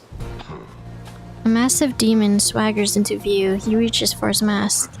You know who I am already, but look at what we've got here. The damned Nightwings decide to show up. Almost figured we were never gonna see the day again. He takes notice of someone in your ranks. Hey, you. He indicates Jody. She scoffs back at him. Lose the mask. Ain't seen one of our own in ages, not in these damned robes. Jody's hesitation is almost imperceptible. Imperceptible before she moves to remove her mask, just as her adversary asks. Satisfied? Whoa, you must be new. Jody soon puts her mask back on. Enough talk. Ha, I like you, curly horns. I tell you what, once we put out your lights, you come along with these guys. We're gonna have a spot open. Only shame is I ain't gonna be around to show you a good time. I should rather cut out my tongue. Oh, you don't mean that. Our kind, we ought to stick together. Now come on. Ignarius throws his Mac back on as his allies snarl at the rest of you. Alright, let's go. Have the Nightwings reached a decision on whose behalf they shall conduct the rite? The lone minstrel gets your attention in his subtle way. Reader, this is it. The first companion whom you choose shall be anointed to go free this very night if you prevail. Oh, okay. Okay, then let's choose Jody as our first. The other two in the triumvirate shall lend their aid. As you may know, only the most enlightened in the rites are eligible to go free. Not all among you may be ready yet. Now, Nightwings, I would have your decision. Who most deserves their freedom? Oh, unworthy? Jody isn't even worthy yet. Hedwyn isn't either. It's cause they're not high enough in enlightenment? Oh no. Oh no, it has to be one of my three.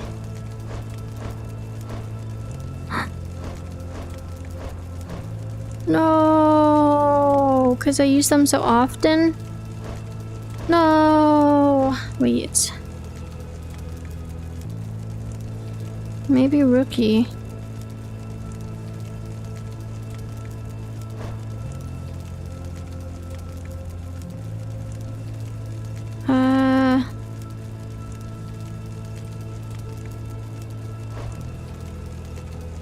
Okay, let's do Rookie.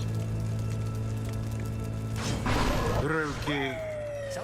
Excellent choice, sister. Now, let's get me out of here. Then the Gate Guardian looks upon you and your adversaries. Okay, then I should choose Hedwyn and Jody as who to help, right? No, but I want one of them to be Tizo. Okay, so I'll choose Jody as one of them. Very well then, under the watch of the 8 scribes, here are the stakes of this eve's liberation rites. Should the Nightwings prevail and the one called Rookie Greentail shall be liberated, soon, should the Tempers prevail, the exiled Ignarius shall go free instead. She then turns to you. Now, who among the Nightwings shall complete your triumvirate to stride along Rookie Greentail and see his victory and glory? Okay, so Stand with him. Jody? Okay, Jody? Jodariel. Very well, let us prevail here and see this through. And Tizo. Tizo. Okay. Tizo's more than willing to throw all his support behind Rookie this night. It is done. Very well, the 8 scribes accept your choice as reader of the Nightwings. She then indicates to the lone minstrel. Now, are you yourself prepared, Tariq? Aye, Celeste. Then let us begin. Nightwing has been waiting for an awful long time to get out of this hole. Try and stop me. Oh gosh, okay. Commence. There, go. That's fine. Aha! There you go. Holy moly, they have quite a bit of...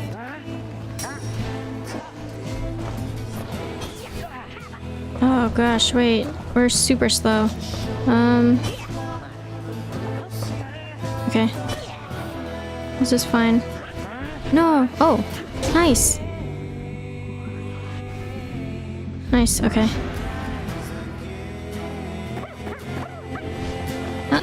Nope. It's fine. There you go, nice, okay.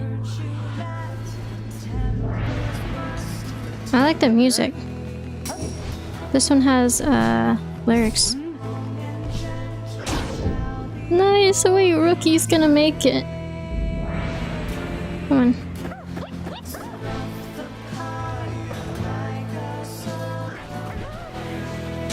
Nice. Oh. You good for nothing Nightwings.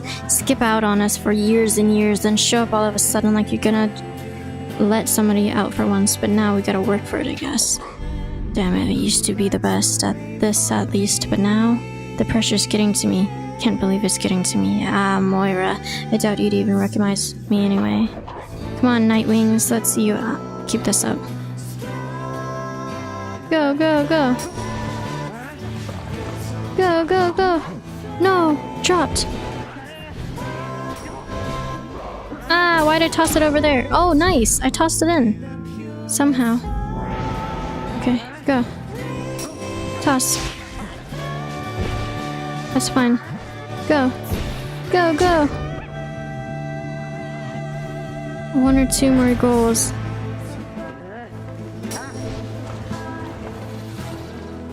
Go, go, go! No! Dropped it. Get over here. No!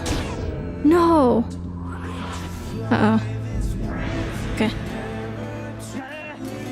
Toss it to Tizo. There you go. Tizo, you got this. Go, go! Nice! One more goal.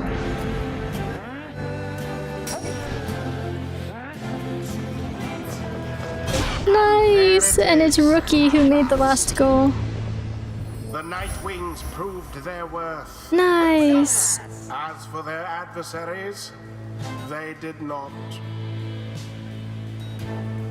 Wow. Thus ends the liberation rite. Rookie! And thus, the scribes have chosen Look at the tail wag! the exile appointed by the Nightwings shall be free. Absolved of all misdeeds, return to glory in the Commonwealth. His adversary and all others shall remain to carry out their rightful sentences. Goodbye, Rookie. Gah, what a joke. We should have had this. You love the song so much, it's the one that made you cry the first time you heard it. Rookie was also the first to go for you when you played it.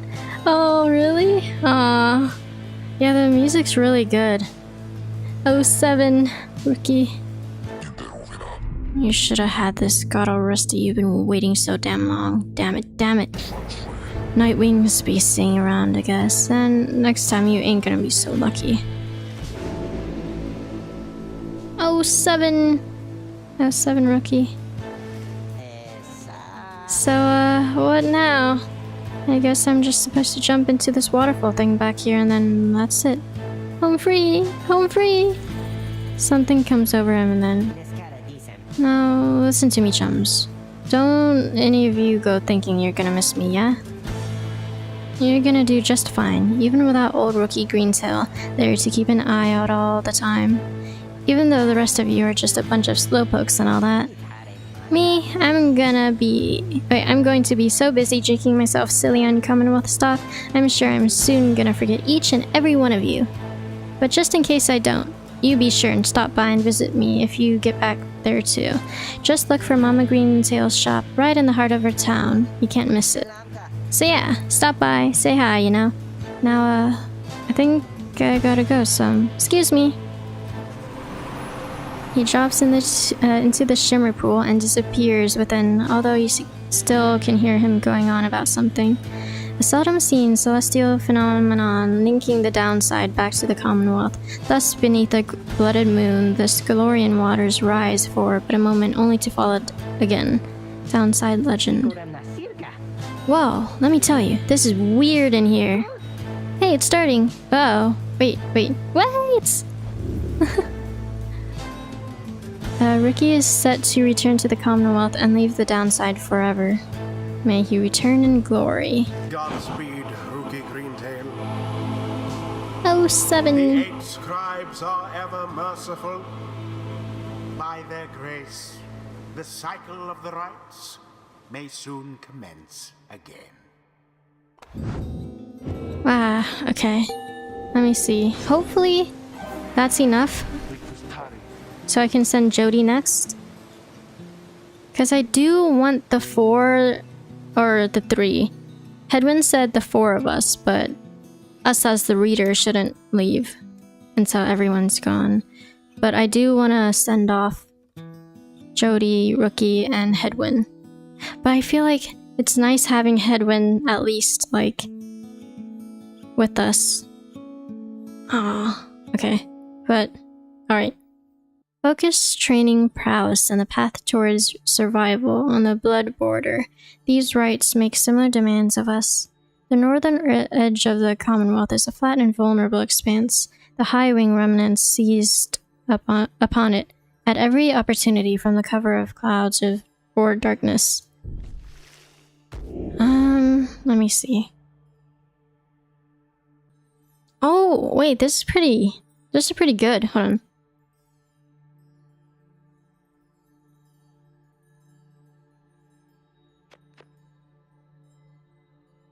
Oh, but if I want this one, I have to do this first. Let me see.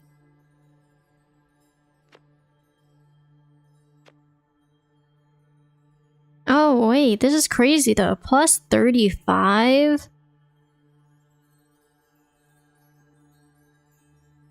This is kind of crazy though. 35 is a lot. That's like 2 whole goals. I want this one.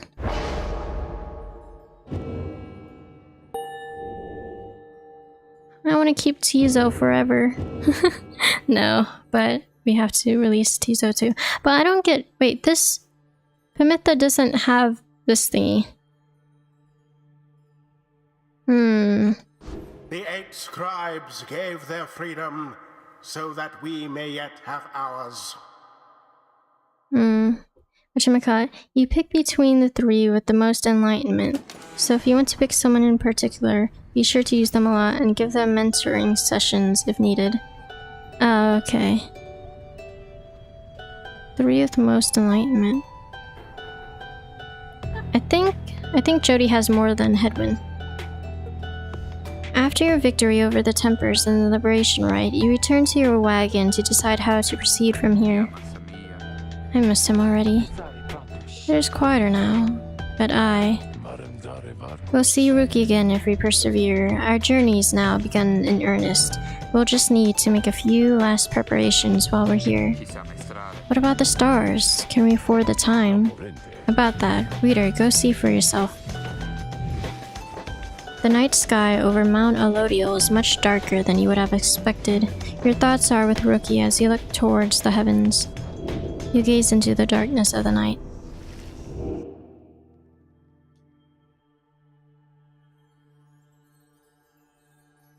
Let me see. Let's go to the right. Down. To the left. Down. Oh, you search and search the sky. Wait, but in vain. No stars are shining now. Huh? The stars reveal nothing, did they not? You confirm his suspicions. Rookie's memory will forever be preserved in the bell that no longer works. Oh! Yeah, the bell. It's as the book foretells, this is a chance we need to make ready for what lies ahead. There's a haven south of here we'll travel to at dawn, and when the stars decide to shine for us again, we'll be ready, mark my words. Hold on.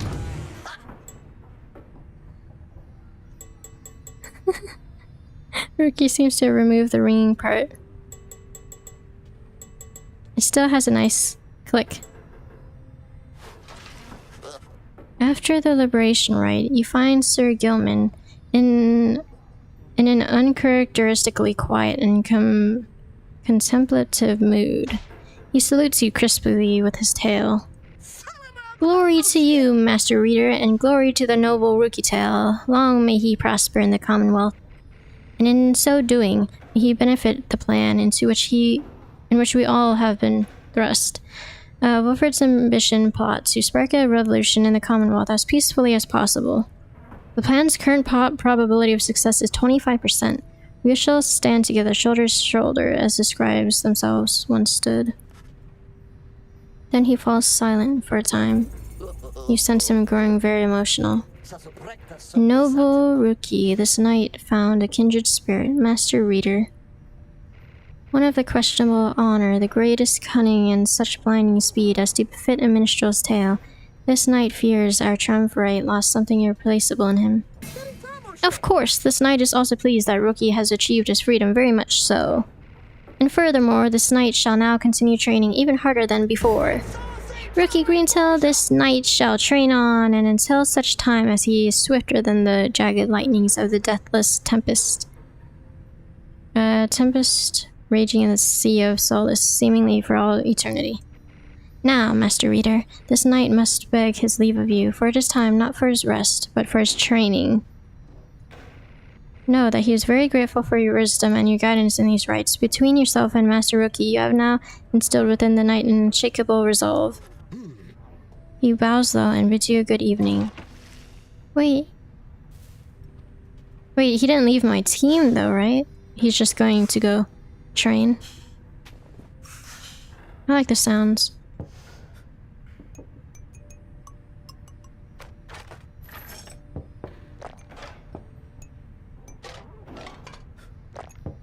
Oh, what? Stuff is starting to move? Oh, Pamithas notices you with her bottle of moonshine. Drink up, by all means, darling. Nice to find a girl after my own heart. She moves in and lowers her voice. Let me tell you a little secret. That bottle there, it's enchanted. Never runs dry, ever. Believe me, if it could, I would have known by now. Apparently, it was some spurned old bog crone that once tried to make a never-ending poison, but kept failing utterly till she threw away her life's work in disgust. Serpentine creatures native to the Commonwealth's southern bogs, widely feared. I fetched a good price for it. Decided to take a swig one day while on hunts for Timitha, when things weren't going quite as well for me as they are now, you understand. Turns out that stuff is pretty good. Consider it for sharing. Darling, just everything in moderation and so on, She takes a drink herself as she brushes by you.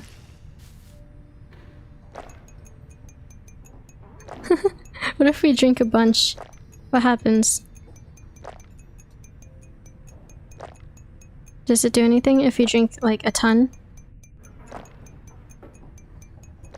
No? How much is moderation for us reader? Jeez, we're like a super heavyweight or something? We can drink a ton? I don't think it's doing anything. Okay. We can drink a ton. Oh wait, is it getting blurrier? No, I think it's the same blurriness. Yeah, okay. I'll stop for now.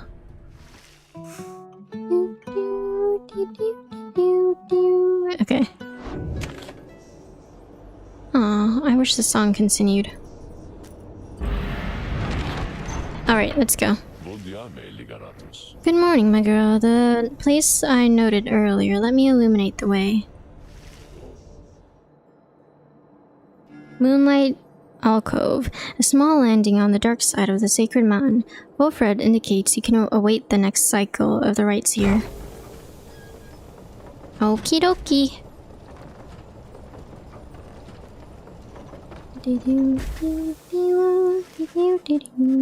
Wilfred leaves all of you into a calm and quiet clearing, tucked away inside one of the mountain's hidden folds. All about, you see a variety of strange items and equipments. Bide your time. Wait, someone wants to talk? You find Wilfred seemingly lost in thought, but then he turns to you.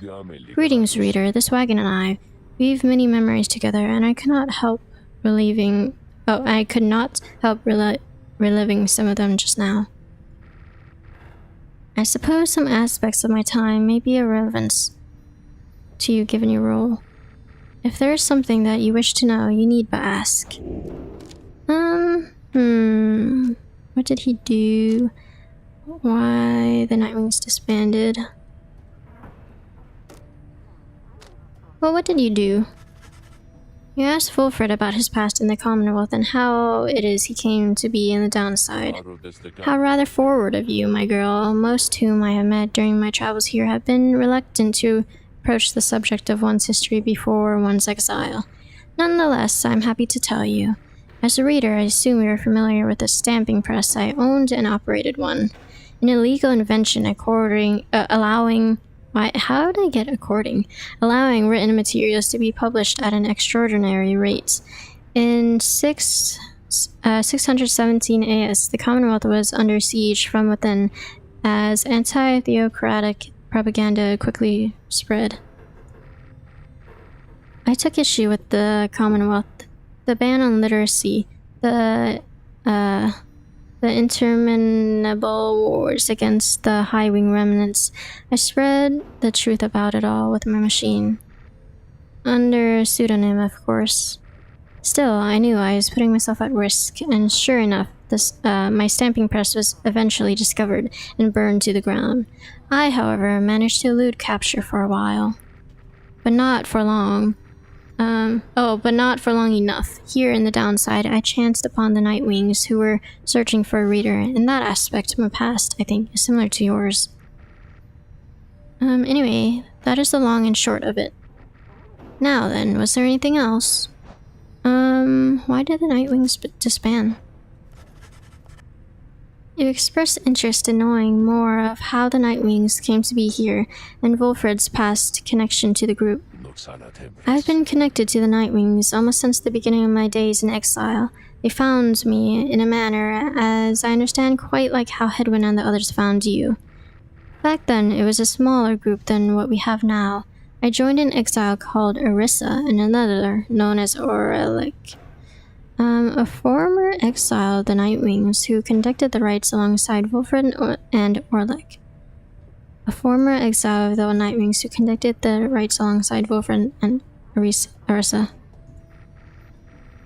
Once in a while, we let Tizo stand with us as well. He was rather older than he looks. The other triumvirates we stood against, they feared us. Only the Tempers presented any threat to us in any given rites. But there was a terrible accident. Orissa, we lost her. And Orlick, he was my friend. He fell from Mount Elodiel. We lost him as well, on the night when he was to be free. No! What? We were reckless, hasty, and I was powerless to stop any of it. I blamed the rites themselves, the circumstances that put us into danger. The downside has claimed many lives, yet it was too much. I vowed never again to don the mask and raiments. I have the black wagon cleared and buried such that it could not be used again. If the Nightwings would rise again, it would be under different circumstances, under new leadership, and towards a different purpose. That is all I wish to say of this, my girl. How do you know the Lone Minstrel? You asked Wolfred about his history with the Lone Minstrel, whom he seems to know quite well. Tariq was there with the Nightwings when they took me on. His manner has certainly... Oh, where did I get certainly? Has always been much as how you've seen. Although he is somewhat more cheerful now than I recall back then, if you can believe that. I think our plan has sparked a little fire in him. He serves the rites and the Nightwings. I have tried to ask him of his past before, but he seems rather reluctant to speak of it. Though it is plain that he is not from around here. This being the downside, I respect his wishes for some privacy. Nonetheless, although I do not know too much of him, I count him as a friend. I lost track of him for some time, though it was he who first informed me that the Nightwings had returned. He and Tizo were instrumental in our meeting. It's been good to see him doing relatively well. Anyway, was there anything else you wish to talk about for now? Nope, that's all. You thanked Wolfred for his time and bid him a good rest of the afternoon. Likewise to you, reader. Be well.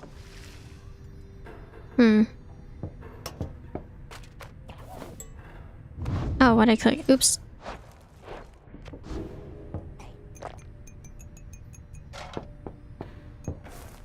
Anyways, let's go. Bide your time. Everyone, the amenities are modest here at Moonlight Alcove, but I suggest that you get comfortable. We may be here for some time. Small landing. Oh, I read that. As for myself, I have some business to attend to. Please leave the wagon in my care for now. Okay, it shall be ready by when you need it next. Oh, this song is nice too.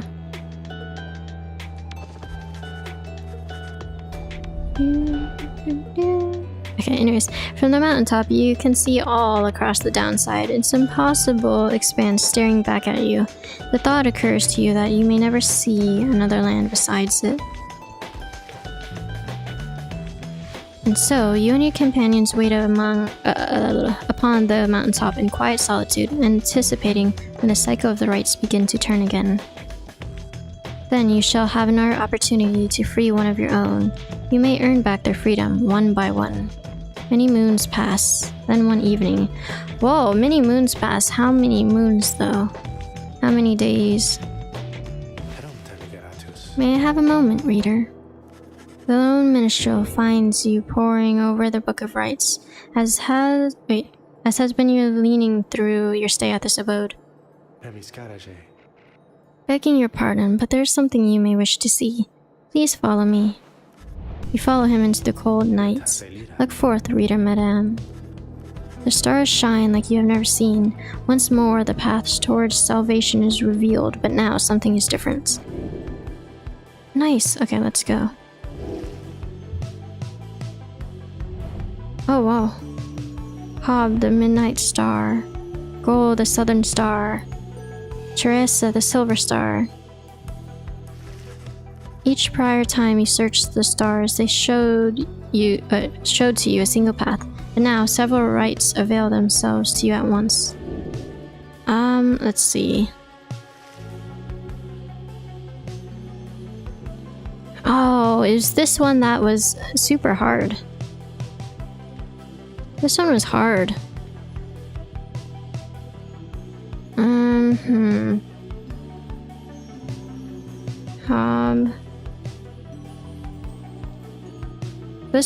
This one's the only one I failed before.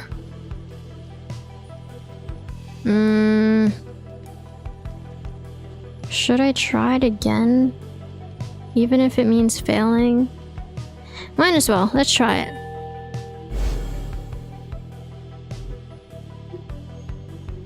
Let's go.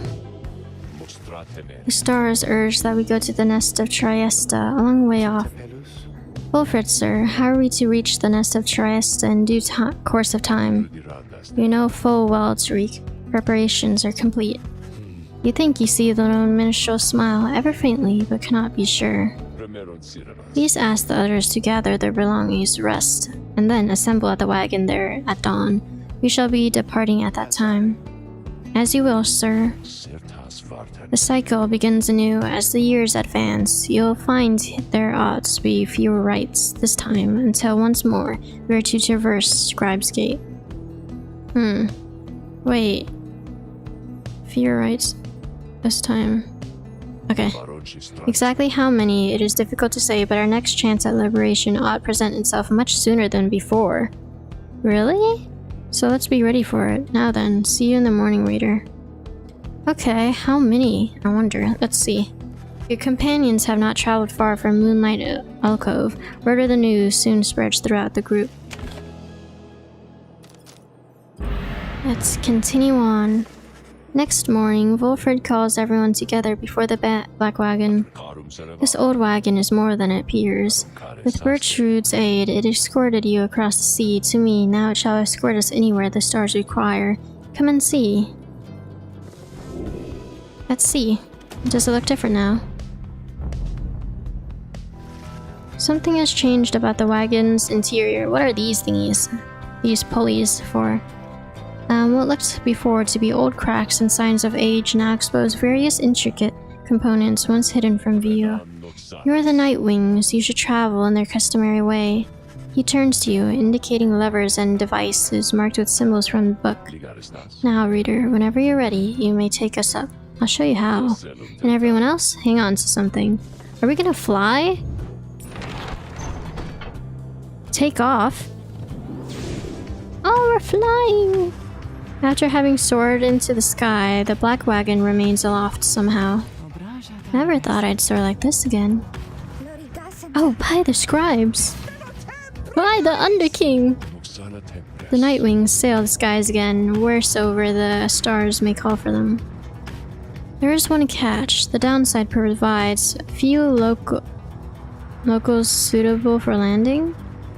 Though we should be able to find at least a couple landing places near to where we're going. We'll then make way by land or sea towards our destination. Now, without further ado, let us proceed. The black wagon can fly. Seek landing near the nest of Triesta. Okay. Whee! We can fly now. Wait, what if we... Oh, I didn't want to stop. Oh, but that's how you stop. Oh, boost. The unmistakable remains of Sylvia's horse-headed, which protruded from the ash and fire there below. Some have taken it to be a work of sculpture reader. The mayor titan vanquished by the scribe Triesta Tithys. The tale of the titan felled by Saint Triesta Tithys. This is more unbelievable than the thought that some daring exiles over many years carved the titan's visage out of stone. Fifth of the 8 scribes of the Book of Rites, known as the Disciplined or the Blessed Born. Be that as it may, the climate and the cliffs are home now to exiled harps, such as the Essence, whom you faced here when first you arrived. Even they do not know the local's sacred significance.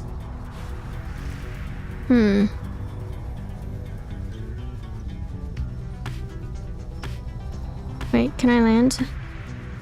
I can land here. E.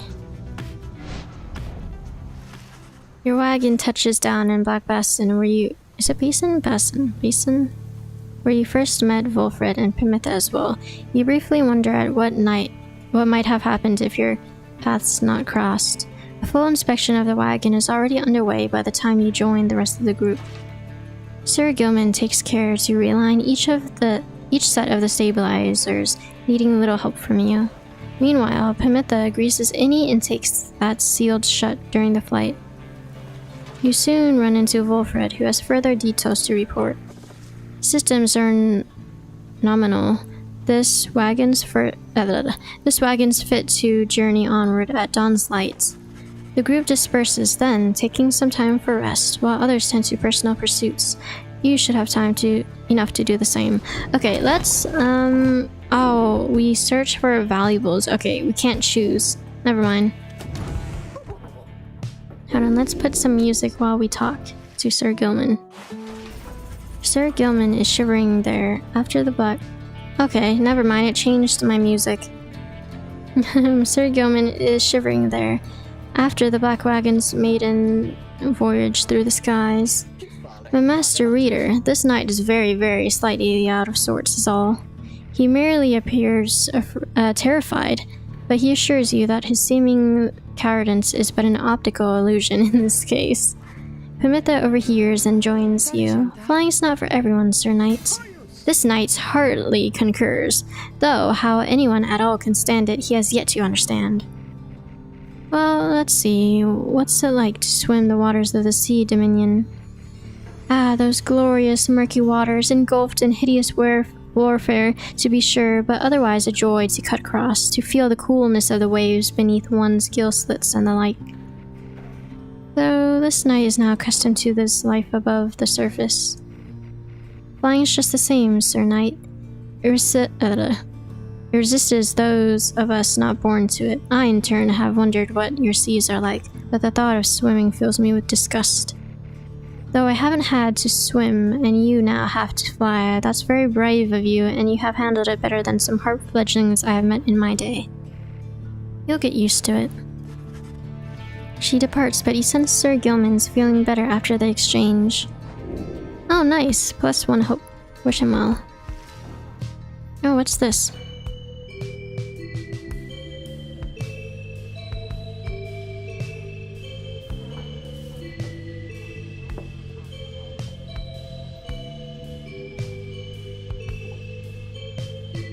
Oh, I like how it sounds.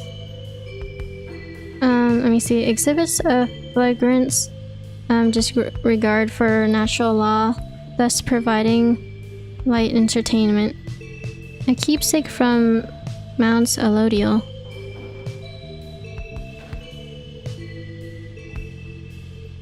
No, where'd it go? Where'd it go? I lost it. No!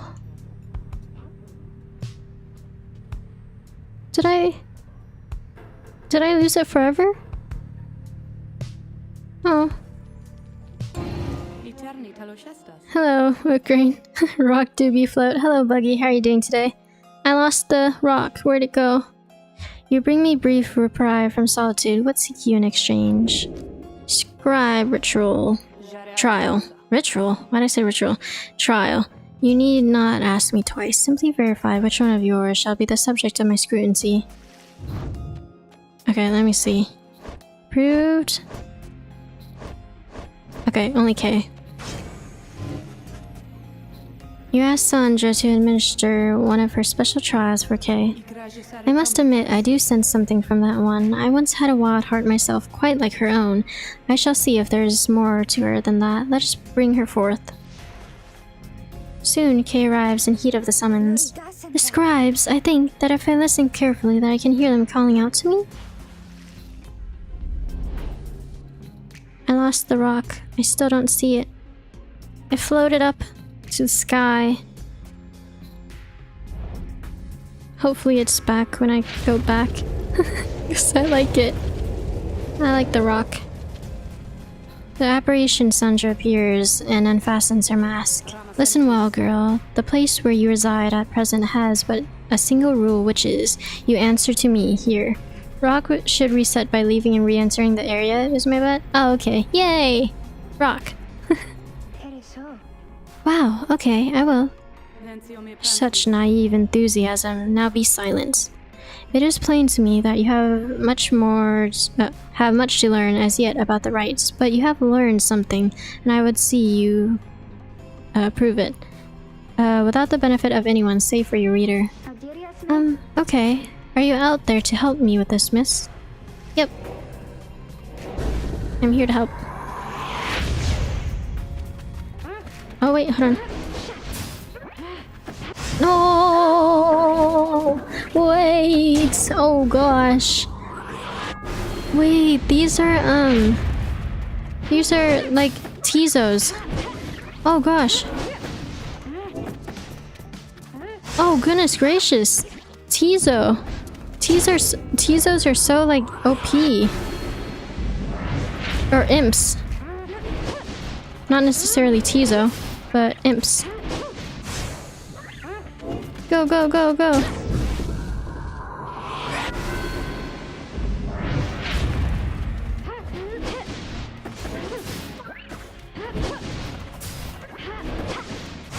Okay, go, go, go, go. I love Tizo. Tizo's my favorite. Just spam this. Spam this. Go, go, go. Nice. Easy peasy, there you go. Hey!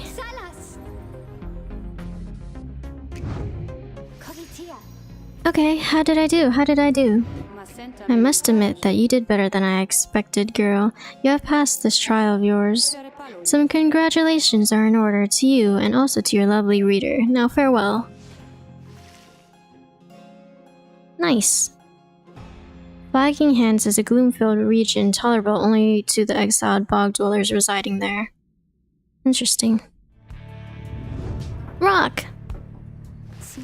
Did I imagine all that, miss? Because I hope I didn't. Wow, what is it that you have there? What's this? After K casts her aura, it can bounce off objects and solid surfaces? Oh, wow. Okay, interesting. Nice. Wait. But I do like her current talisman that is like, can instantly revive. We'll see. I'll think.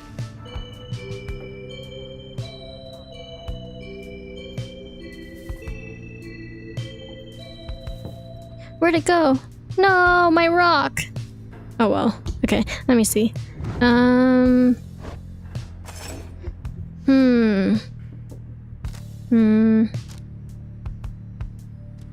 It is rank 20. Ah, okay. Let me see. Immediate. It is a pretty low percentage. Yakuza stream win. I do have, I think it's Yakuza 0. I did try a little bit of it already though. But I do have it, so I might do it in the future. Let's see. Oh, more stuff. Once I too roamed free. I remember well those days in which I was called chief. I traveled all the world over on my 4 good paws, and I was well adored. I wanted to grow stronger. Here at last I have. I shall not mince my words. This place shall either harden you or kill you. It shall haunt you with old memories. You share the exile's plight. My charge is to alleviate the sting of it for you a little bit, and to prolong your stay, but only for as long as needed. Your charge is to return. We call this place the downside for a reason, but in time, here you can learn to eat, to seek out shelter, and to find a certain beauty in unlikely places. Oh, what's this? Ooh. Wait, that's cool. Oh wait, why is it still glowing?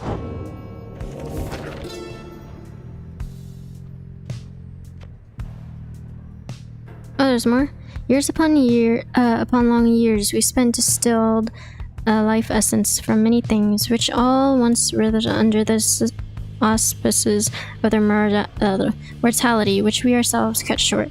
In this we have no regrets, for we learned much, and so we think did they. We earned the title witch, and were forced to flee into the downside. Here we encountered Solam Moore, and soon we gained an understanding of each other. He bade us circumnavigated these lands and catalog our findings. We find a strong desire to expose the secrets of this land. He wished to yield benefits to those who followed in our wake. Indulge us both then. Are these new too? Hold on. Yeah, holy moly, there's a lot to read. You have Yakuza 02, but have yet to try it? Oh, okay. The little bit that I've tried was pretty fun. You're gonna play it right now? Okay, nice. Nice. The continent we call Black Basin shall one day tear itself apart, arriving upon blackened molten crags, tolerable only by the harp Triesta. We pressed onwards towards its suffocating wood. This land felt to us somehow primordial, deep in its roots and noxious crevices lay innumerable clues as to its ancient history, but we had little time to excavate, for our supplies by then were thin. Further, we were lost. Our best attempts at circumnavigation all had failed. It was Lou Scorlorian who reached out at last into the stars, and they revealed the way. Then we at last could see the sacred Mount Elodio there in the distance. It still glows. Let me at least put... Okay. No, wait. Yeah, it still plays. Okay. Gaining the summit of the sacred Mount Elodio involved no small amounts of sacrifice and sorcery in varying proportion. The mountain's energies were palatable, the sensation that we felt indescribable. The lands we stood upon were closer to the stars than the world we knew. It was upon this highest point in all the downside that we first made efforts to concoct this tome, which you now read. It was there that we were stricken with a vision of the cycle of the rites and felt together, for the first, a sense of freedom unlike any we experienced before, but that is a subject which our comrades shall illuminate in greater detail. It still glows! How many more? 2 more, I think? These? Oh gosh, lots of reading. Do you feel kinship to the stars? With the stars, you owe your everything to them. Perhaps one day even your freedom. I chased the stars across the river of my genealogy until they led me here. I demanded they explain to me the paradox of knowledge, for how it is something For how is it that something can be shared but still contained within ourselves in its entirety? The stars did not respond, but sent me on a quest. I sought the 9 landmarks which they revealed to me, so that someday I reveal their mysteries to you. These landmarks, emissaries of the stars, are 9 lenses through which we see the land and see ourselves in a new light. Okay, 2 more, right? Oh gosh. Much can be said about the Sisters of the Arch, whom we banished to the great beyond for deeds irredeemable. Suffice it is the details of their banishment are written in the book. The sisters and the book became inseparable, not unlike the stars, the light and the infinite darkness that engulfs them. The stars communicate to us, and you in turn. The words within this book are but an edifice? A simple surface. Look past the text to the hidden meaning, to the hidden power. The stars above, as they are not mere lights, these are not mere words. If you chance upon the Sisters of the Arch within their prison here, give them our thanks. Last one, right? No, wait. One more after this? At first, I found it much too difficult to read, much less to write, even to grasp the quill, but the horned one, Myr, implored me. He said that this is the greatest gift that he could give me in return. In return for what? I asked. In return for his life, he said.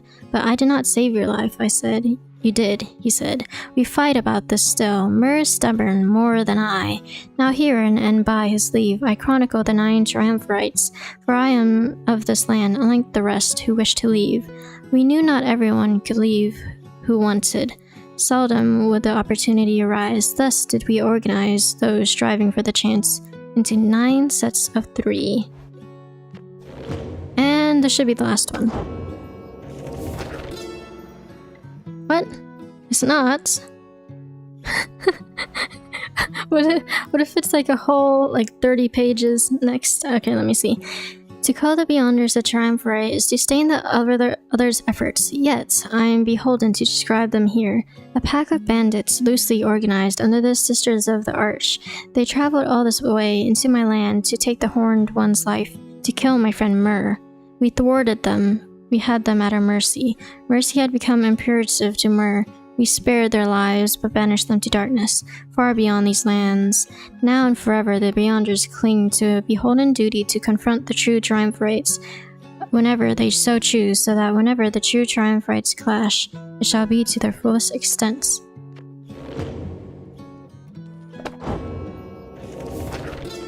Okay, this should surely be the last one. For right now. We, the 8, assembled here together in the downside, and we gave our freedom so that you may yet have yours. It is an exchange we have not lightly made. It is my charge to ensure that you, should you regain your freedom, first off recognize its qualities and also use it wisely. You do not need a pair of wings in order to be free. My own wings, I once thought that they could take me anywhere, and that they took me here where I am bound. It is your charge to be free, and not to make the same mistakes. Spring from here and learn from what we did, and build a new and great society, a free society with wings spread wide for everyone. Yay! Okay. Let me see. Wisps.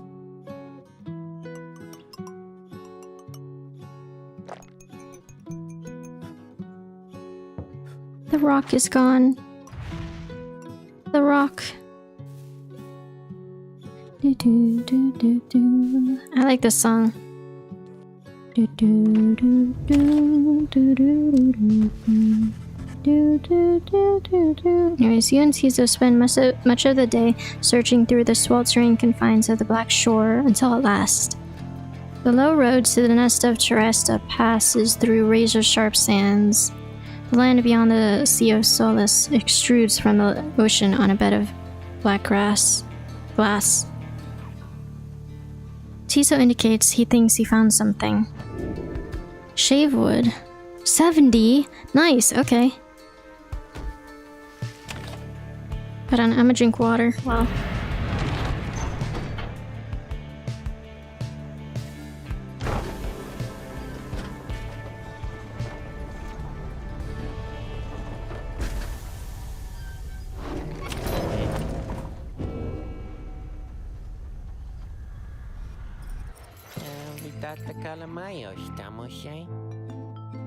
Okay. Whoa, hey guys, let me tell you something real quick. Now, I happen to have heard that Mr. Greencell, he's moved on or something like that, right? Well, I just wanted to know. He was one of my most favorite customers, and because of that, I'm giving you the same great deals, okay? Thank you.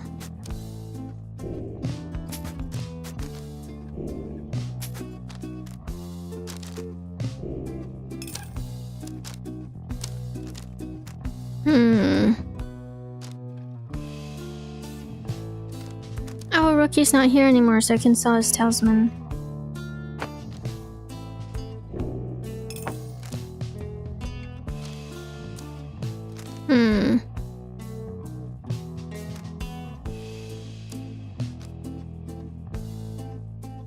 Wait, hold on. Once per raid, the rarest fires is instead restored by 5. I don't think I need it.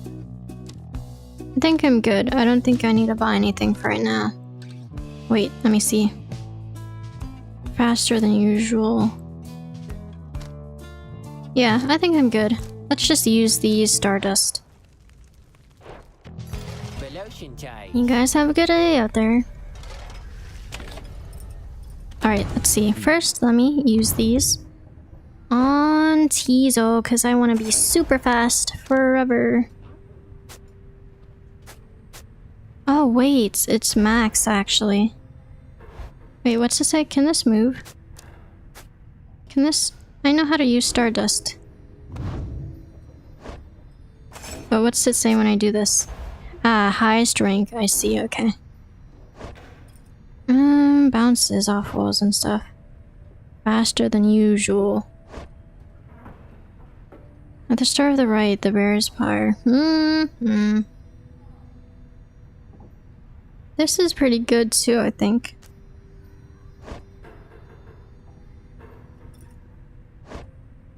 Let me think.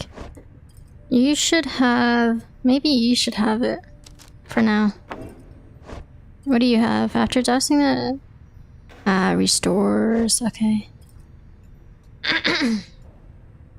Okay, so let me upgrade.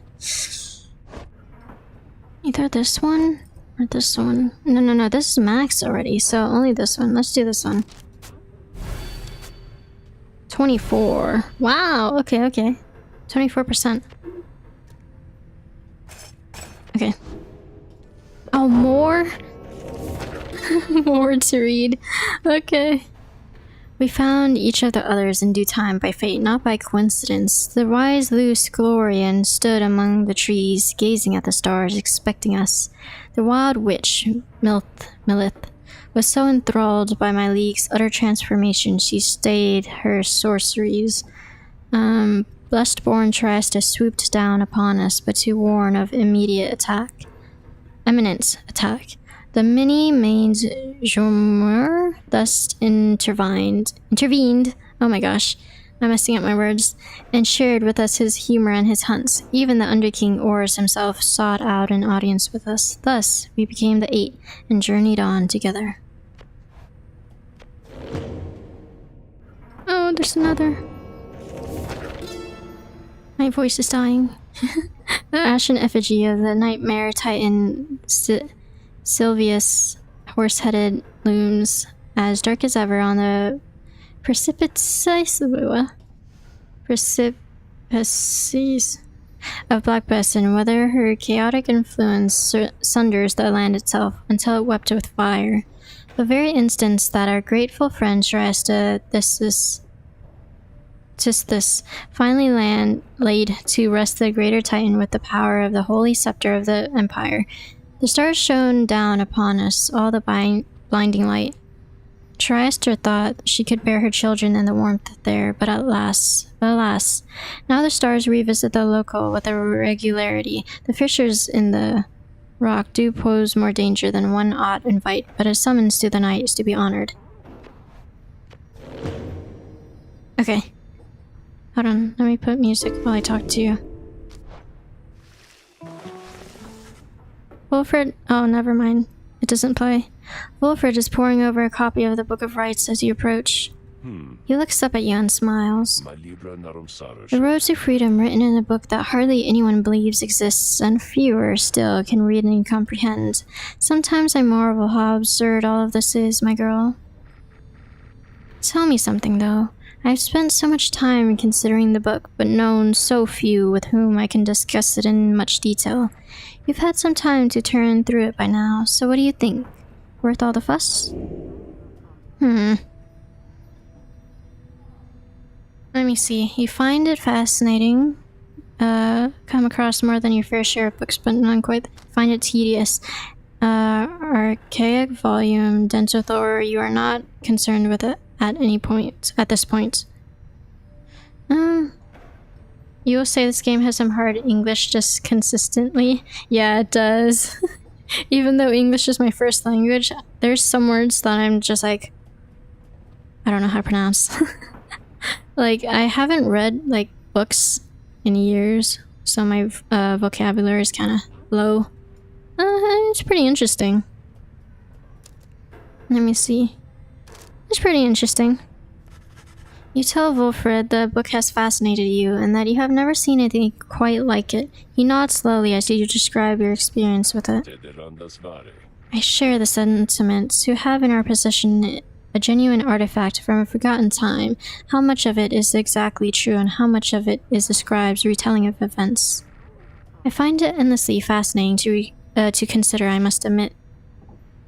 He puts away his copy of the book with care. It is amazing that these volumes have survived for all this time, I think.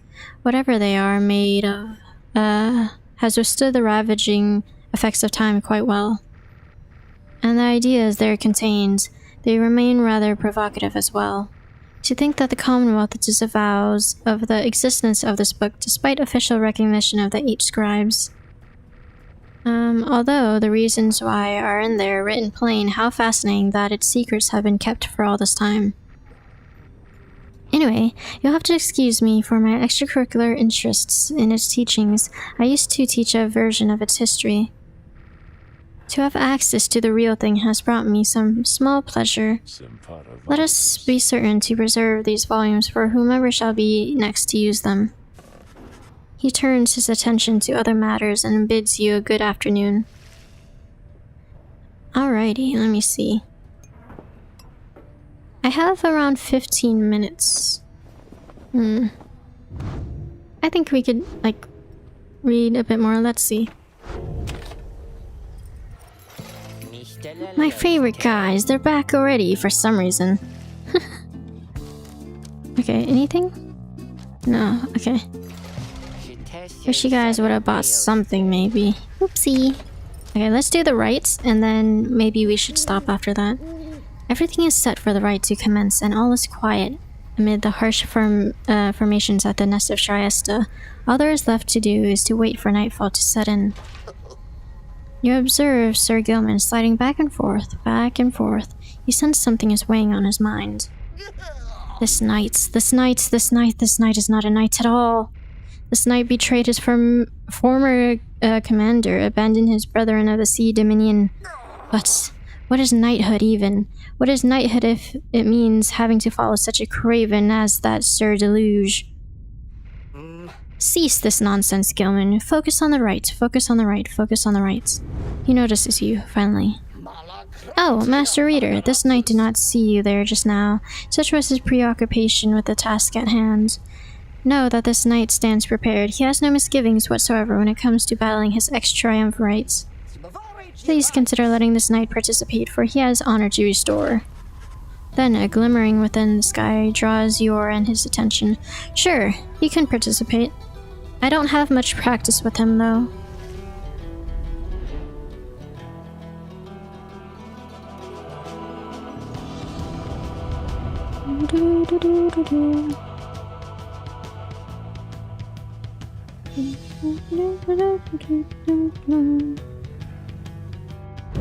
Reader, ever persevering, aren't we? Well then, rejoice, because the cycle of the rites begins anew. Perhaps you'll liberate another soon enough. Your chosen adversaries here shall be The Pyre hearts. Reduce their flame to ash this time. Lest I they shall try. shame you once again. But they're so fast. Now, who exactly This is- shall oppose them? This is the only right that I lost before.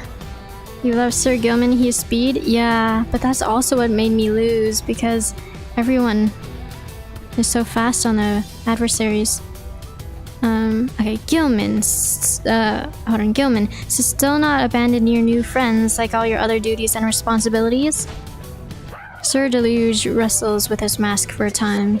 This knight is most surprised that you have the courage even to show yourself. You speak of courage, Sir Deluge, but this knight has little else to say to the likes of you. Though that figures, Gilman, you are no knight at all. You are a teensy minnow swimming in the sea of minnows many times your size, and with much more honor too. Then something comes over Sir Gilman. But just as soon it faded, Sir Gilman slinks away. It's disgraceful, you Nightwings. You are stupid to have taken that one in, and you are no good at rights. And another thing, we do not fear you. Oh gosh, they defeated us before. Let me see. This knight's companions have grown so much stronger since we dumped that worthless Sir Gilman. You sense Sir Deluge speaks the truth, and the Pyre hearts are more capable than before. Oh gosh. He gained talisman masteries. They beat me once already. Okay, first, let's have Tizo. Let's do Tizo, Jody, and Sir Gilman. Tizo. Jody Jodariel. and Sir Gilman. Sir Okay. Gilman. This night shall not bend to you again, Sir Deluge, ever. Come, the Nightwing, show this night how you defend the honor of that miserable minnow whom you harbor. Engar! Ongar. Okay, let's go. Begin. Ah! Wait! Oh gosh, I don't know how to use. Hold on. Die. Okay. Take it. Oh, what? Hold on. No! Alas, Wait! Jodariel. Ha! Ah, gosh. Oh gosh. Oh goodness gracious, no! No! No! They're so fast!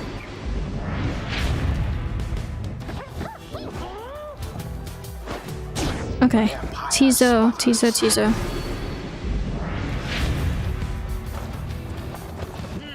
The orb. Toss. Okay. I have it for now. We're so slow. Oh gosh. Here, toss. No, go! Nice. Okay. Fire of resolve. Okay. There goes Tizo. Oh gosh. No. Hold on. Toss. Over here to Tizo. Oh no, toss back. Go. Nice. Cast from afar into the Pyre's flame. Okay. Good. No. I did not mean to do that. No. No. Wait. No. Fortunate. I did not mean to switch. Stop. Go. Nice. Tizo.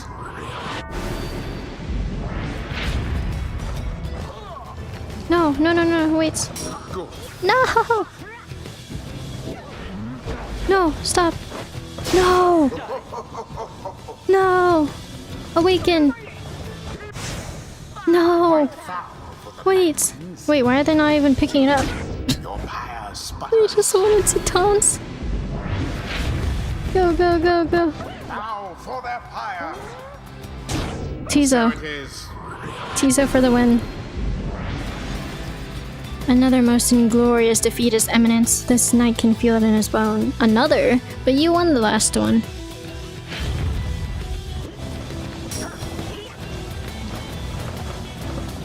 No! A mere attempt. Die! Swift recovery. Die! Die! Die! Die, die, die, die, no! Okay. Indeed. Oh gosh. No, die! Please! Simply No. travel from burning flame to ash.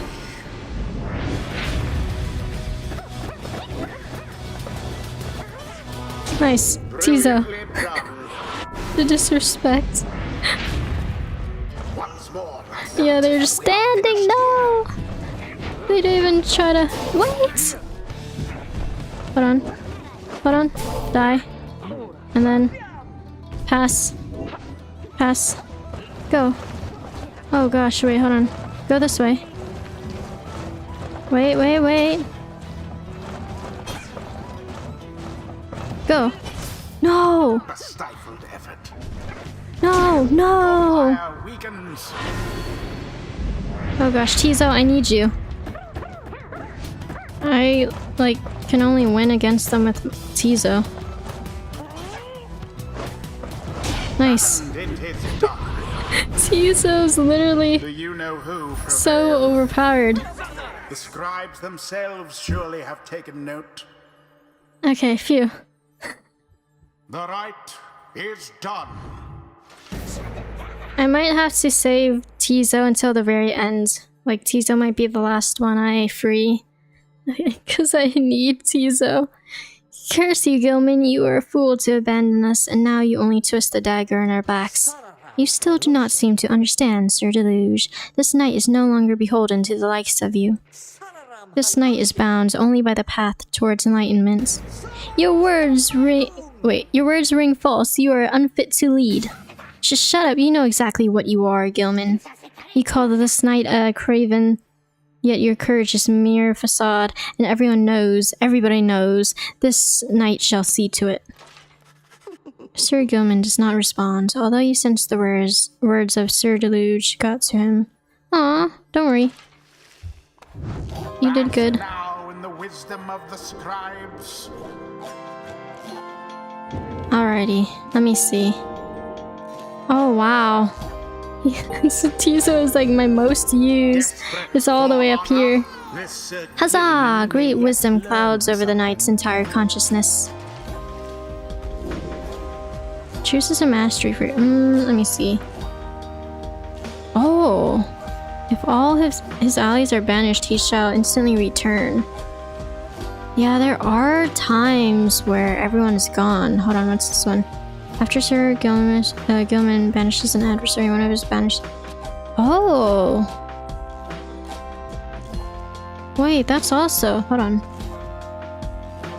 But I feel like I barely banish with Sir Gilman because I'm not used to his skills yet.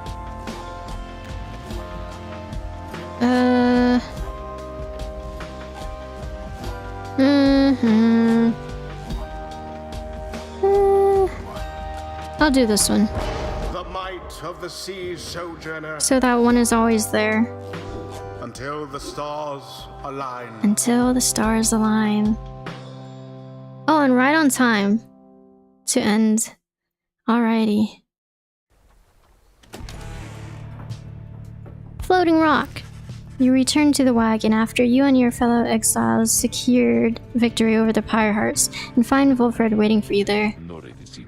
Well done there, my girl. You're serving your companions well. Now then, I have something that I wish to share with you if you've a moment. We have discussed the plan of which we are all a part. I have a meaning of measuring our progress towards the goal of it. GG's, thanks. I'd like for you to have a good look at it. First, let's determine where the rites may take us next. Look forth. I expect you shall again see shimmering... where am I getting these words? Shimmering? Several shining stars, where once you saw but one. I'm like adding random words when I'm reading. Shimmering. I mean, shimmering, shining, technically. Like, same. Kind of. Mostra temere. Several shining stars, a trick of the eye, or the will of the scribes, who can say? I too once gained a newfound vision many years ago, following my first liberation rite, and I believe only we of the Nightwings have this gift. I realize that in choosing whom the Nightwings confront in each rite, we in turn influence which triumvirate we face when the time comes for someone to be set free. The object I invite you to use contains further details. Wolfred's Planner, an object that shows the relative standings between the 9 triumvirates in the rites. Whichever triumvirate curries the most favor shall confront the Nightwings for a chance at freedom. Look upon— oh! What is all this? Hold on. Using Wolfred's Planner, you may assess your progress towards your ultimate goal, as well as checking the current standing of your adversaries. Wolfred shall keep this information up to date with a remainder request. You may look over it now, or anytime in the Black Wagon, or while searching the stars. Oh, yeah, it shows we, 8 versus 1. We only lost 1.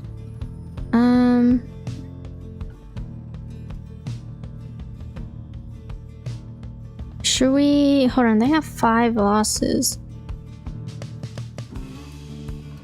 They have 8 losses, holy. Maybe Chastity? They have— oh, or Accusers. Wait, hold on. What are these? Favor. Wait. A measure of a triumvirate's worth in the eyes of the 8 scribes. A triumvirate with the highest favor is poised to take on the Nightwings on the next liberation rite. Your favor is earned by prevailing in the rites. After a liberation rite, a triumvirate's favor resets to 0. The Nightwings created in the eyes of all 8 scribes shall challenge all the others, striving for their freedom. Okay, wait. Okay, so maybe I should go against Fate, or else then we're gonna fight against them in the liberation rite. Okay, so if we get Fate, they'll probably go down some, right? Do we just keep fighting the one on top? Or—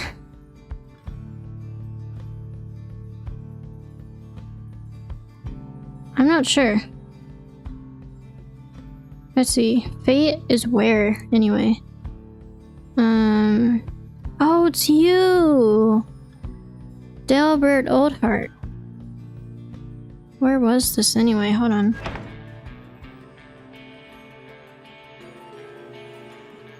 Well, what's open?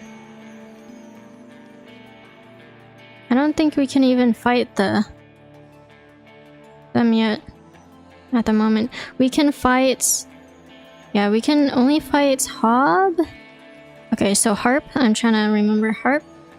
Dog. Or Harp. Cur. Oars. Serpentine? Oh, no. Hulk of Oars. Okay, and then let me look at the planner. See. Okay, so next would be here. So maybe let's do this one so they go downwards, right? Okay, let's go this one, I think. Right here? I don't know if I'm reading the planner right, or if that's how you do it. I was not in any hurry to cross paths with Oldmildehe again. Turns out she's even worse than I thought, depending on how superstitious you are. He then reveals what he learned of her and her designs, which Oldmildehe, one of the bog dwellers and head of the Withdrawn, a triumvirate more interested in legends of the Yislak and the Astral-born than in the rites. Her kind was known to be reclusive in the Commonwealth, yet she was brazen in her disdain for common values. She practiced the unspeakable. Somehow, one day, her research into flammable reagents grew into an obsession with Yuslak, despite widely held belief that he's dead or never did exist. But Idmaldahe held that Yuslak is merely dormant and shall someday be reborn, with newfound hunger, which could only be stated by devouring the world.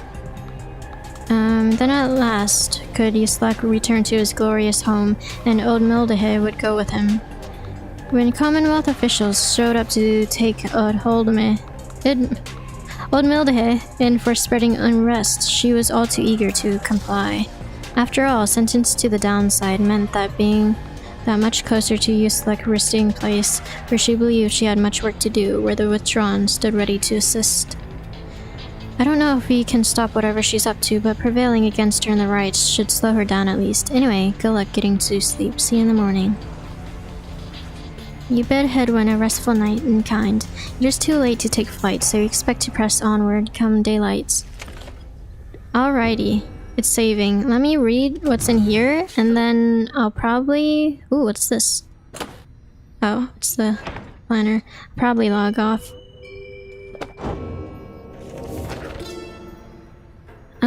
Let me see. The pirates all follow in the path forged by the Underking oars, whose many deeds exceed the smallest stature that somehow contained him. His is the most spirited triumvirate, their courage unfaltering, their hearts full. They live always with vigor, and perhaps they die with it as well. They are the Underking's own kind, as at home, above the sea as in it. Never ceasing, ever longing as they do for something more. The Underking chose wisely for these qualities, and teaching that life devoid of passion is a life devoid of life itself. That burning passion is the fuel that drives the pyre hearts, and in turn, us all.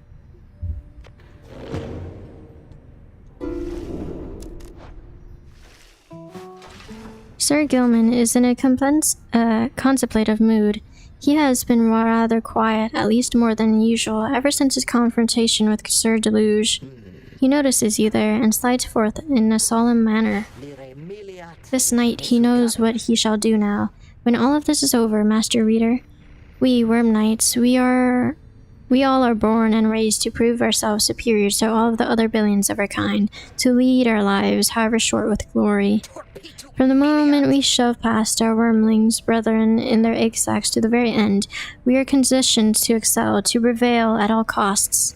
This relentless pursuit of glory, of fame, of self-worth, it leads most of this knight's kind only to an early doom, or in the case of Sir Deluge, it leads to a life of falsehood. A life of low deceit, abusing one's fellow worm knights, shirking one's responsibilities, living in constant fear. This knight cannot abide his former commander, yet pities him. There must be more to honor than to lead a life engulfed in endless conflict. Then he looks at you intently. This knight shall ever seek that honor out, when all of this is ended, Master Reader. Thus he vows to you, and he is ever grateful that your guidance led him to this new awakening.